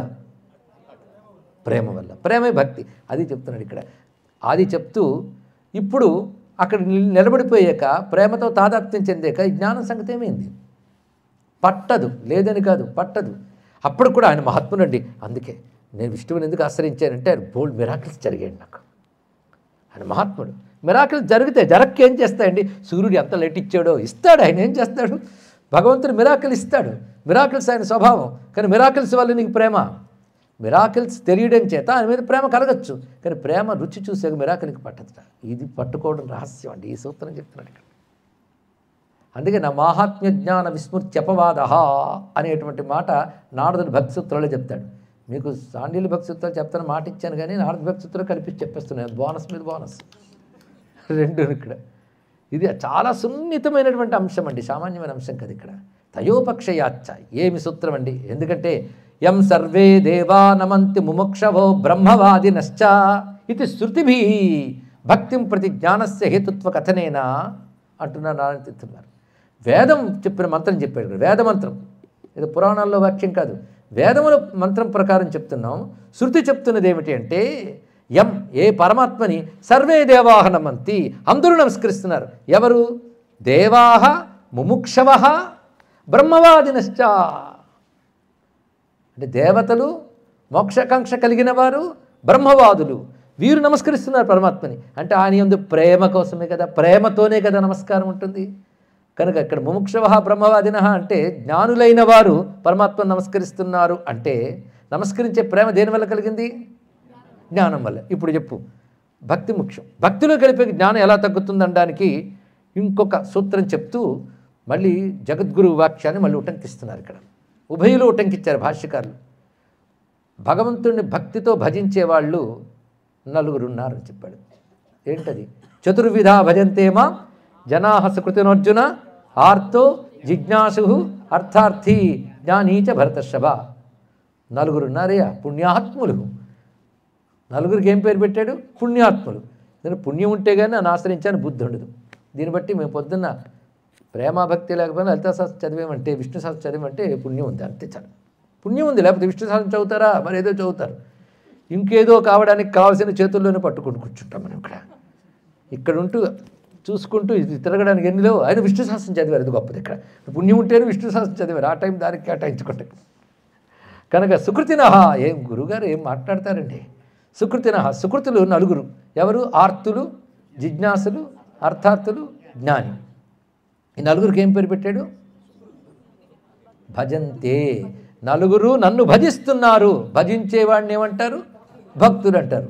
భజించుట అంటే ప్రేమపూర్వకముగా అనురక్తి కలిగి ఉండుట, అదే భక్తి అని చెప్పాను కదా. కనుక నా యందు అనురక్తి ఎవరికి ఉంటుంది తెలుసా? ఆర్తులకు ఉంటుంది, జిజ్ఞాసులకు ఉంటుంది, అర్థార్థులకు ఉంటుంది, జ్ఞానులకు ఉంటుంది. నా యందు అనురక్తి నలుగురికి ఉంటుంది. వీళ్ళకి నా యందు అనురక్తి ఉండడమే వీళ్ళకి సుకృతులు, ఇంకోటి కాదు. అయితే ఈ నలుగురిలో ఆర్తితో ఉన్నవాడు, పీడలతో బాధపడేవాడు పీడపోవాలనుకుంటాడు. జిజ్ఞాసువు జ్ఞానం కావాలనుకుంటాడు. అర్థార్థి చూసారు, జ్ఞానం కావాలనుకునేవాడి స్థాయి కూడా ఎక్కడుందో. అర్థార్థి ప్రయోజనం కావాలనుకునేవాడు వాడు. నాలుగవ వాడు జ్ఞాని. జ్ఞాని కూడా ఈయన ఏం చేస్తున్నాడు? భజంతే మాంలో వాడు ఉన్నాడు. అంటే నన్ను భజిస్తున్న వారిలో ఆర్తులు, జిజ్ఞాసు, అర్థార్థులు ఎలాగో జ్ఞాని కూడా నన్ను భజిస్తున్నాడు అన్నారు. అంటే జ్ఞాని భజిస్తున్నాడు. చెప్పండి, భక్తి తర్వాత జ్ఞానమా, జ్ఞానం తర్వాత భక్తి అన్నాడు. ఇక్కడ ఏమి తర్కం చూడండి. ఇక్కడ జ్ఞాని కూడా నన్ను భజిస్తున్నాడు. ఇందులో ఎవరంటే నీకు ఎక్కువ ఇష్టం? స్వామి చెప్తున్నాడు, నాకు నేను టిక్ కొట్టేది ఎవరికంటే తేషాం జ్ఞాని, అందులో వాడంటే చాలా నాకు ఇష్టం. నిత్య యుక్త, వాడు నాతోనే అటాచ్ అయి ఉంటాడు. ఎందుకంటే వాడు నా గురించి తెలిసి నన్ను ప్రేమించాడు కనుక వాడి విషయాలకు వెళ్ళడు. వాడికి ఆర్తి లేదు, జిజ్ఞాస లేదు, అర్థాపేక్ష లేదు. కనుక జ్ఞాని నన్ను భజిస్తున్నాడు. కనుక భక్తుల్లో స్థానం జ్ఞానికి ఇచ్చాడు. ఇది బాగా తెలుసుకో, గమనించుకో అన్నాడు ఇక్కడ. కనుక ఇప్పుడు జ్ఞానం వల్ల భక్తి అనేది ఒప్పుకుంటున్నారా లేదా? భక్తిలో జ్ఞానం తగ్గిపోయింది ఇప్పుడు. అతయేవా, పైగా అలాంటి భక్తుల విషయంలో స్వామి ఏమన్నాడంటే, గీతాయాం జ్ఞానినాం భక్తానేవ అధికారా ప్రతిపాద్యతే. జ్ఞానులకు భక్తి యందు అధికారము అని పరమాత్మ గురించి పూర్ణంగా తెలిసిన వాడికి పూర్ణ ప్రేమ ఏర్పడుతుంది. తెలియవాడికి ప్రేమ ఏమిటి? కానీ జ్ఞానం ప్రేమ కలిగించింది. జ్ఞానం పనికిరాదని లేదు, జ్ఞానం ప్రేమ కలిగించడానికి పనికొచ్చింది. ఇక్కడ జ్ఞానం వద్దని కాదు, ప్రేమ కలిగించడం. కొందరికి ఏ జ్ఞానం లేకుండానే ప్రేమ పుడుతుంది, పూర్వసుకృతం వల్ల, మా గోపికమ్మల్లాగా. అది ముందే చెప్పేశాడు. కనుక సాధనజ మొదలైన వాటిలో అను తెలియడించి తిరుగుతుంది. అలాంటి జ్ఞానులు అని వివరిస్తున్నాడు ఇక్కడ. అలాంటి వాళ్ళకి తానే ముక్తినిస్తానని తానే ప్రకటించాడు. తేషామహం సముద్ధర్త మృత్యు సంసార సాగరాత్. నన్ను అనన్య భక్తితో ఆశ్రయించిన వారిని నేను ముక్తినిస్తున్నాను, మృత్యు సంసార సాగరం నుంచి ఉద్ధరిస్తున్నాను అని అభయం ఇచ్చాడు ఇక్కడ. అటువంటిప్పుడు ఆ ప్రేమభక్తి ఎంత గొప్పదో తెలుసుకో. ఆయన ఉద్ధరిస్తాడు. అక్కడ ప్రేమభక్తి ఉన్న వాడికి తాను ఉద్ధరిస్తున్నాడు. కానీ జ్ఞానం కలిగిన వాడికి భక్తి, భక్తి వల్ల ఉద్ధరణ. కానీ భక్తి వల్లనే ఉద్ధరణ. దీని పేరే భక్తి శాస్త్రం కనుక ఇక్కడ అదే చెప్పబడుతుంది, తెలుసుకోండి. ఇక్కడ భక్తి ఉద్ధరణ అన్నాడు. అయితే ఇక్కడ చిన్న సెటిల్గా వినగలిగే వాళ్ళ కోసం ఒక చిన్న ఉదాహరణ చెప్తాను. మీరు సిద్ధమైతే. 12:15 నాకు తెలుసు, కానీ 11కి ప్రారంభించాను కూడా నాకు తెలుసు. మీరు సిద్ధమైతే ఒక్క ఉదాహరణ. గోపికలే, ఇంకెవరున్నారు? వాళ్ళు జ్ఞానం వల్ల భక్తులు అయ్యారా, భక్తి వల్ల జ్ఞానం వచ్చిందా? భక్తి వల్ల జ్ఞానం వదిలేండి, జ్ఞానం వల్ల భక్తులు అయ్యారా? ప్రేమ, ప్రేమ దేని వల్ల కలిగింది? మీరు ఇందాకటి నుంచి చెప్తూనే ఉన్నాను. ఈశ ప్రసాదజ భక్తి ముందే చెప్పేశాం. ఈశ్వరుడు ప్రసాదం చేత వాళ్ళకి కలిగింది ఏంటి? భక్తి. అదే భక్తి ప్రేమ కలిగింది కదా, అంటే జ్ఞానం లేదు. ఇక్కడ పట్టుకోవాలండి, అది భాగవతంలో పట్టుకోవాల్సిన పాయింట్. బృందావనంలో కాకపోతే ఎక్కడ పట్టుకుంటామండి? ఇక్కడ పట్టుకోకపోతే ఎక్కడా పట్టుకోలేము. అదే ఇక చేదవేది అదే భావం. ఏమి అందమైన మాట అంటే, గోపికలకు ఈయన పరమాత్మనే జ్ఞానం ఉందా లేదా, ఇది ప్రశ్న. అరే వాళ్ళకి ఆ జ్ఞానం లేదు, కామభావంతో ఆశ్రయించారు కదా, వాళ్ళకి భగవంతుడు ఎలా ముక్తి ఇచ్చాడయ్యా? జ్ఞానంతో ఆశ్రయించారంటే ఇచ్చేసాడంటే అర్థం ఉంది. జ్ఞానం లేదు, కేవలం కామం ఉంది. కామం అంటే ప్రేమే, ఎలా ముక్తిని ఇచ్చేసాడు ఆయన? అది అధర్మం కదా అన్నాడు పరీక్షణ్ మహారాజు. అబ్బా ఆయనకే డౌట్ వచ్చింది, మనకేం తక్కువ. చెప్తూ సరిగ్గా వినవే, నోర్ముయ్ అన్నాడు ఎవరు? సుఖయోగేంద్రుడు. చెప్పింది మర్చిపోయా? పరమాత్మ యందు ప్రేమ పాజిటివా నెగిటివా? అరే ద్వేషించిన వాళ్ళకి ఇచ్చేసాడు ఆయన, ప్రేమించిన వాళ్ళకి ఎవరు? పాజిటివ్ థాట్ అది అని మందలించాడు ఆయన. ప్రేమతో పట్టుకునేది ఎవరిని? పరమాత్మని. వస్తువు గొప్పది అక్కడ, అది పరాభక్తి. ప్రేమతోనైనా కామంతోనైనా పట్టుకునేది ఆయన్ని, కానీ ముక్తి పొందిపోతారు. అయినా వాళ్ళకి మహాత్మ జ్ఞానం లేదు అనడానికి లేదు అన్నాడు ఎవరు? నారదులు వారు. ఎలా చెప్పామంటే వాడు పూర్ణంగా తెలుసు. ఇక్కడ చెప్తున్నాడు, భక్తి ముందు జ్ఞానము తగ్గిపోతుంది అని ఎందుకన్నారు ఈ సూత్రంలో. అది పట్టుకోవడానికి చెప్పాల్సి వచ్చిందండి. ఇంతకంటే ఉదాహరణ ఇంకేం చెప్తాం? వాళ్ళకి తెలియదని మీరెవరు చెప్పగలరు? వాళ్ళు చెప్తారు. ఆయన ఏమిటో మీకు తెలుసా? చెప్పారు. మనకు చెప్పాలని దృష్టి కూడా వాళ్ళకు ఉండదు, వాళ్ళు చెప్పుకున్నారు. నఖల్లు గోపికానందనో భవాన్ అఖిల దేహినామంతరాత్మదృక్ విఖన్న సార్థితో విశ్వగుప్తయే సఖ ఉదీవాన్ సత్వతాంకులే నీవు యశోద బిడ్డడవే నీరజనేత్ర సమస్త జంతు చేతో విదితాత్మవీషుడవు తొల్లి విరించి తలంచి లోకరక్షా విధమాచరింపు మనా. అప్పుడు పుట్టితి కాదే, అప్పుడు పుట్టేవాడు ఏమిటి? బ్రహ్మదేవుడు ప్రార్థించాడు కనుక. లేకపోతే నువ్వు ఎవరివి? అఖిల దేహినాం అంతరాత్మదృక్. నువ్వు వైకుంఠవాసివో గోలోకవాసివో అన్నది ఇక్కడ. సర్వజీవులకి అంతరాత్మగా ఉన్నవాడువు నువ్వు, అంతే కదా. నఖలు గోపికానందన, నువ్వు ఒక గోపకాంత కొడుకు కావు. అఖిల దేహినాం అంతరాత్మదృక్. మరి ఈ రూపంతో ఎందుకు వచ్చావు? వికన సార్థితో విశ్వగుప్తయ్యే సక ఉదయవాన్ సాత్వతాంకులే. ఎంతకంటే కృష్ణావతారం మనం ఎవడు చెప్తాడో చూడండి. ఇక్కడ కృష్ణుడు అంటే ఎవరు? సర్వజీవులకు అంతర్యామి. అంతర్యామి అయినప్పుడు ఆయన రూపం ధరించేందుకు వచ్చాడు? బ్రహ్మదేవుడు ప్రార్థించాడు కనుక. మరి యశోదపుత్రుడా? నో డౌట్ కాడు. మూడు చెప్పారు వాళ్ళకి. ఇది కాదన్నారు, అది అవునన్నారు, ఎందుకు వచ్చాడు చెప్పారు. ఇంకేం కావాలి ఇక్కడ? ఎంత తెలుసు వాళ్ళకి ఇక్కడ, తిరిగిపోవడం ఏంటి? అయినా వాళ్ళు ఎందుకు కేవల ప్రేమ భక్తులుగా చెప్పబడ్డారు అంటే, ఆ ప్రేమ ముందు ఈ జ్ఞానం ఆనలేదు వాళ్ళకి ఇక్కడ. అంటే ఈయన అంతర్యామి కనుక, బ్రహ్మదేవుడు ప్రార్థించిన మహానుభావుడు కనుక, సర్వవ్యాపకుడు కనుక, సర్వజ్ఞుడు కనుక, కండిషన్. ఇన్ని కనుకలు కనుక నేను ఈయన్ని ప్రేమిస్తున్నా అనలేదు వాళ్ళకి. కండిషన్ లేదు, పరమాత్మను ప్రేమిస్తున్నా అంతే. ఇక్కడ అంత స్వాభావిక ప్రేమ, అది పరానురక్తి. అర్థం కాలేదు కదా, అందుకే పరానురక్తి అది ఇక్కడ. అరే అన్కండిషన్డ్ లవ్, గొప్పవాడు కనుక అనలేదు. మేము అంతేనండి, అన్కండిషన్ లవ్ ప్రపంచం వైపు చూపించావు. దేని వైపు? అందుకే అది పనికి బయలుదేరి అయిపోయింది ఇక్కడ. అన్కండిషన్లో పరమాత్మ చెప్పారు అంటే వాళ్ళకి తెలియక కాదు, అనేక జన్మల తపస్సుల వల్ల, సాధనల వల్ల, పరమాత్మ అంటే ఏంటో తెలియడం వల్ల, ఆయన తప్ప మరొకటేమిటి అక్కర్లేదనే అనన్య భావం వల్ల, ఆ జన్మల సాధనల బలం చేత ఈ జన్మలో వాటి అవసరం లేకుండానే, జ్ఞానాది శాస్త్రాదుల అవసరం లేకుండానే ఆ సాధనల వల్ల లభించిన ఈశ్వరానుగ్రహం చేత వాళ్ళు భక్తులు అయ్యారు. అంటే ఇప్పుడు ఈశ్వరానుగ్రహం చేత భక్తులు ఎవరి దగ్గర అయిపోయాం? ఆ సాధనల వల్ల లభించిన ఈశ్వరానుగ్రహం చేత.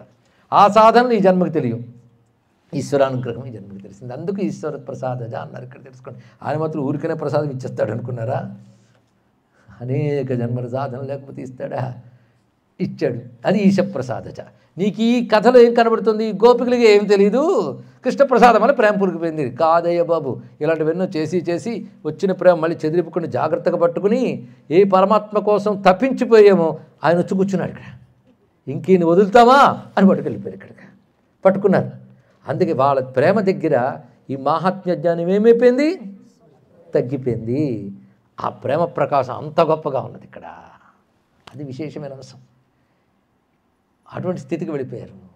అది ఇక్కడ ప్రేమ ముందు భక్తి తగ్గుతుంది, భక్తి ముందు ప్రేమ ముందు జ్ఞానం తగ్గుతుంది అని మాట గొప్ప మాట చెప్పారు. మరి ఇంకేమి దీనిలో అనుకోకండి అయ్యా అన్నాడు. దానికి ఎన్ని శ్లోక ప్రమాణాలు ఎంత చక్కగా చెప్పాడు. అయితే ఇప్పుడు మనకి మరొక ప్రశ్న కూడా లభిస్తుంది. దీనికి స్వామి ఎన్ని చోట్ల చెప్పాడంటే పురుషస్స పరపార్థ భక్త్యాలభ్యస్త్వనన్యయా, ఇది కూడా గీతావాక్యం. సహ పరమపురుష, ఆ పరమపురుషుడు అంటే ఇప్పటి వరకు నీకు పరోక్షముగా ఉన్నాడనుకుంటున్న పరమపురుషుడు సహ ఆయన అనన్యయా భక్త్యా లభ్య, అనన్యమైన భక్తి చేత లభిస్తాడు. స్టేట్మెంట్ బై కృష్ణ పరమాత్మ. ఆయన చెప్తున్నాడు ఇక్కడ పురుషస్స పరపార్థ భక్త్యాలభ్యస్త్వనన్యయా అని చెప్తే పూర్వపక్షి బయలుదేరాడు. మీరేమంటున్నారు? ప్రేమ వల్లేనా? జ్ఞానం వల్లే అమృతత్వం లభిస్తుందని వేదంలో చెప్పాడు. చెప్తారా? ఏమిటది? తమేవ విదిత్వా అతిమృత్యుమేతి నాణ్య పంథా విద్యతే యనాయా. పట్టుకొచ్చారు ఇక్కడ. జ్ఞానము చేతే తం ఏవ విదిత్వా, అతన్ని మాత్రమే తెలుసుకొని, విదిత్వ అంటే అర్థం ఏంటి? తెలుసుకుని. తెలుసుకుని అంటే ఏంటి? జ్ఞానం. అతన్ని తెలుసుకోవడం చేత ఏవ, తెలుసుకోవడం చేత మాత్రమే అతి మృత్యుమేతి, మృత్యువుని దాటుతున్నాడు అన్నారు ఇక్కడ. అంటే జ్ఞానం చేతనే మృత్యువుని దాటుతున్నారని చెప్తూ ఉంటే నువ్వు ప్రేమ చేత అమృతత్వం లభిస్తుందని ఎలా చెప్తావు అని ప్రశ్న వేస్తే దాన్ని తీసుకొడుతున్నాడు ఇక్కడ. ఎలా అంటే జాగ్రత్తగా, నేను ఆ వాక్యాన్ని నేను తీసేయట్లేదు. మృత్యుం అతిక్రాంత అనే మాటకు అర్థం మృత్యువుని దాటుతున్నాడు అంటే దేనివల్ల మృత్యువుని దాటుతున్నామో దానిని జ్ఞానం ఇస్తున్నది అని అర్థం ఇక్కడ అని చెప్పాడు ఇక్కడ. యస్యా మృత్యోహ అతిక్రమ, దేనివల్ల మృత్యువుని దాటుతున్నామో దానిని ఇస్తున్నది జ్ఞానం. దేనివల్ల? ప్రేమ భక్తి వల్ల నువ్వు మృత్యువుని దాటుతున్నావు కనుక దాన్ని ఇస్తుంది అన్నాడు. ఇంకోటి, ఎవడు మృత్యువుని దాటి ఉన్నాడో అంటే పరమాత్మ. అతి మృత్యువుని కూడా దాటిపోయాడు అంటే అమృతత్వం. మృత్యువుని దాటిపోయి ఎవడున్నాడో వాడిని నువ్వు తెలుసుకోవడం వల్ల, అంటే తెలుసుకోవడం చేత అమృతత్వ స్వరూపమైన ప్రేమ నీకు లభించి ముక్తిని పొందుతున్నావు అని అర్థం తప్ప నేరుగా కాదు. దానికి శాస్త్రప్రాణం ఏమిటయ్యా అంటే ఇందాక చెప్పినటువంటి కృష్ణ పరమాత్మకి మాటల్లో తేషామహం సముద్ధర్త మృత్యు సంసార సాగరాత్, మృత్యు సంసార సాగరం నుంచి నేను ఉద్ధరిస్తాను ఎవరిని? నన్ను అనన్య చేతస్సుతో చింతించిన వాడిని అని పూర్వవాక్యం అని చెప్తూ ఉంటే అతి మృత్యువుని ఎవడు పొందుతున్నాడు అంటే జ్ఞానము చేత పరమాత్మ యందు ప్రేమ ఎవడికి కలుగుతుందో వాడు పొందుతున్నాడు. అది స్పష్టంగా చెప్పబడుతుంది ఇక్కడ అన్నాడు. ఇక్కడ దీనికి మరొక స్వప్నేశ్వరాచార్య మరో మంత్రం ఉదాహరణ ఇచ్చారు. త్రయంబకం యజామహే సుగంధిం పుష్టివర్ధనం ఉర్వారకమేవ వంధనాన్ మృత్యోర్ముక్షీయం అమృతాత్. త్రయంబకం యజామహే, త్రయంబకును యజిస్తున్నాను అంటే అర్థం యజనం అనే మాటకి ఆపస్తంభ కల్పసూత్రంలో ఉన్న అర్థాన్ని తీసుకొచ్చారండి స్వప్నేశ్వరాచార్యులు. యజనం అంటే మన లోకంలో పూజ అంటాం. యజనం అంటే యజనం నామ భక్తి అన్నాడు ఇక్కడ. యజనం అంటే భక్తి. ఎవడు మృత్యుబంధం నుంచి వెళ్ళిపోతున్నాడు, ఎవడు అమృతత్వాన్ని పొందుతున్నాడు అంటే త్రయంబకం యజామహే, ఎవడు త్రయంబకుణ్ణి యజామహే భక్తి కలిగి ఉన్నాడో, త్రయంబకుని యందు భక్తి కలిగి ఉన్నాడో వాడు మృత్యువు నుంచి విడిపోతున్నాడు. ఎలాగూ పండిన దోస పండు తొడిమ నుంచి విడిపోయినట్లు మృత్యుబంధం నుంచి విడిపోవడమే కాదు అమృత బంధాన్ని పొందుతున్నాడు. ఎవడు యజామహే, వాడు యజామహే అంటే భక్తి చేస్తున్నాడో అని. అంతేగాని ఎవడు తెలుసుకుంటున్నాడో అనలేదు కదా. ఎవడు యజనం చేస్తున్నాడు అన్నాడంటే భక్తితో అసలు ఆశ్రయిస్తున్నాడు. ఎవడి ఆశ్రయంలో శుద్ధమైన ప్రేమ ఉన్నదో వాడిది యజనం.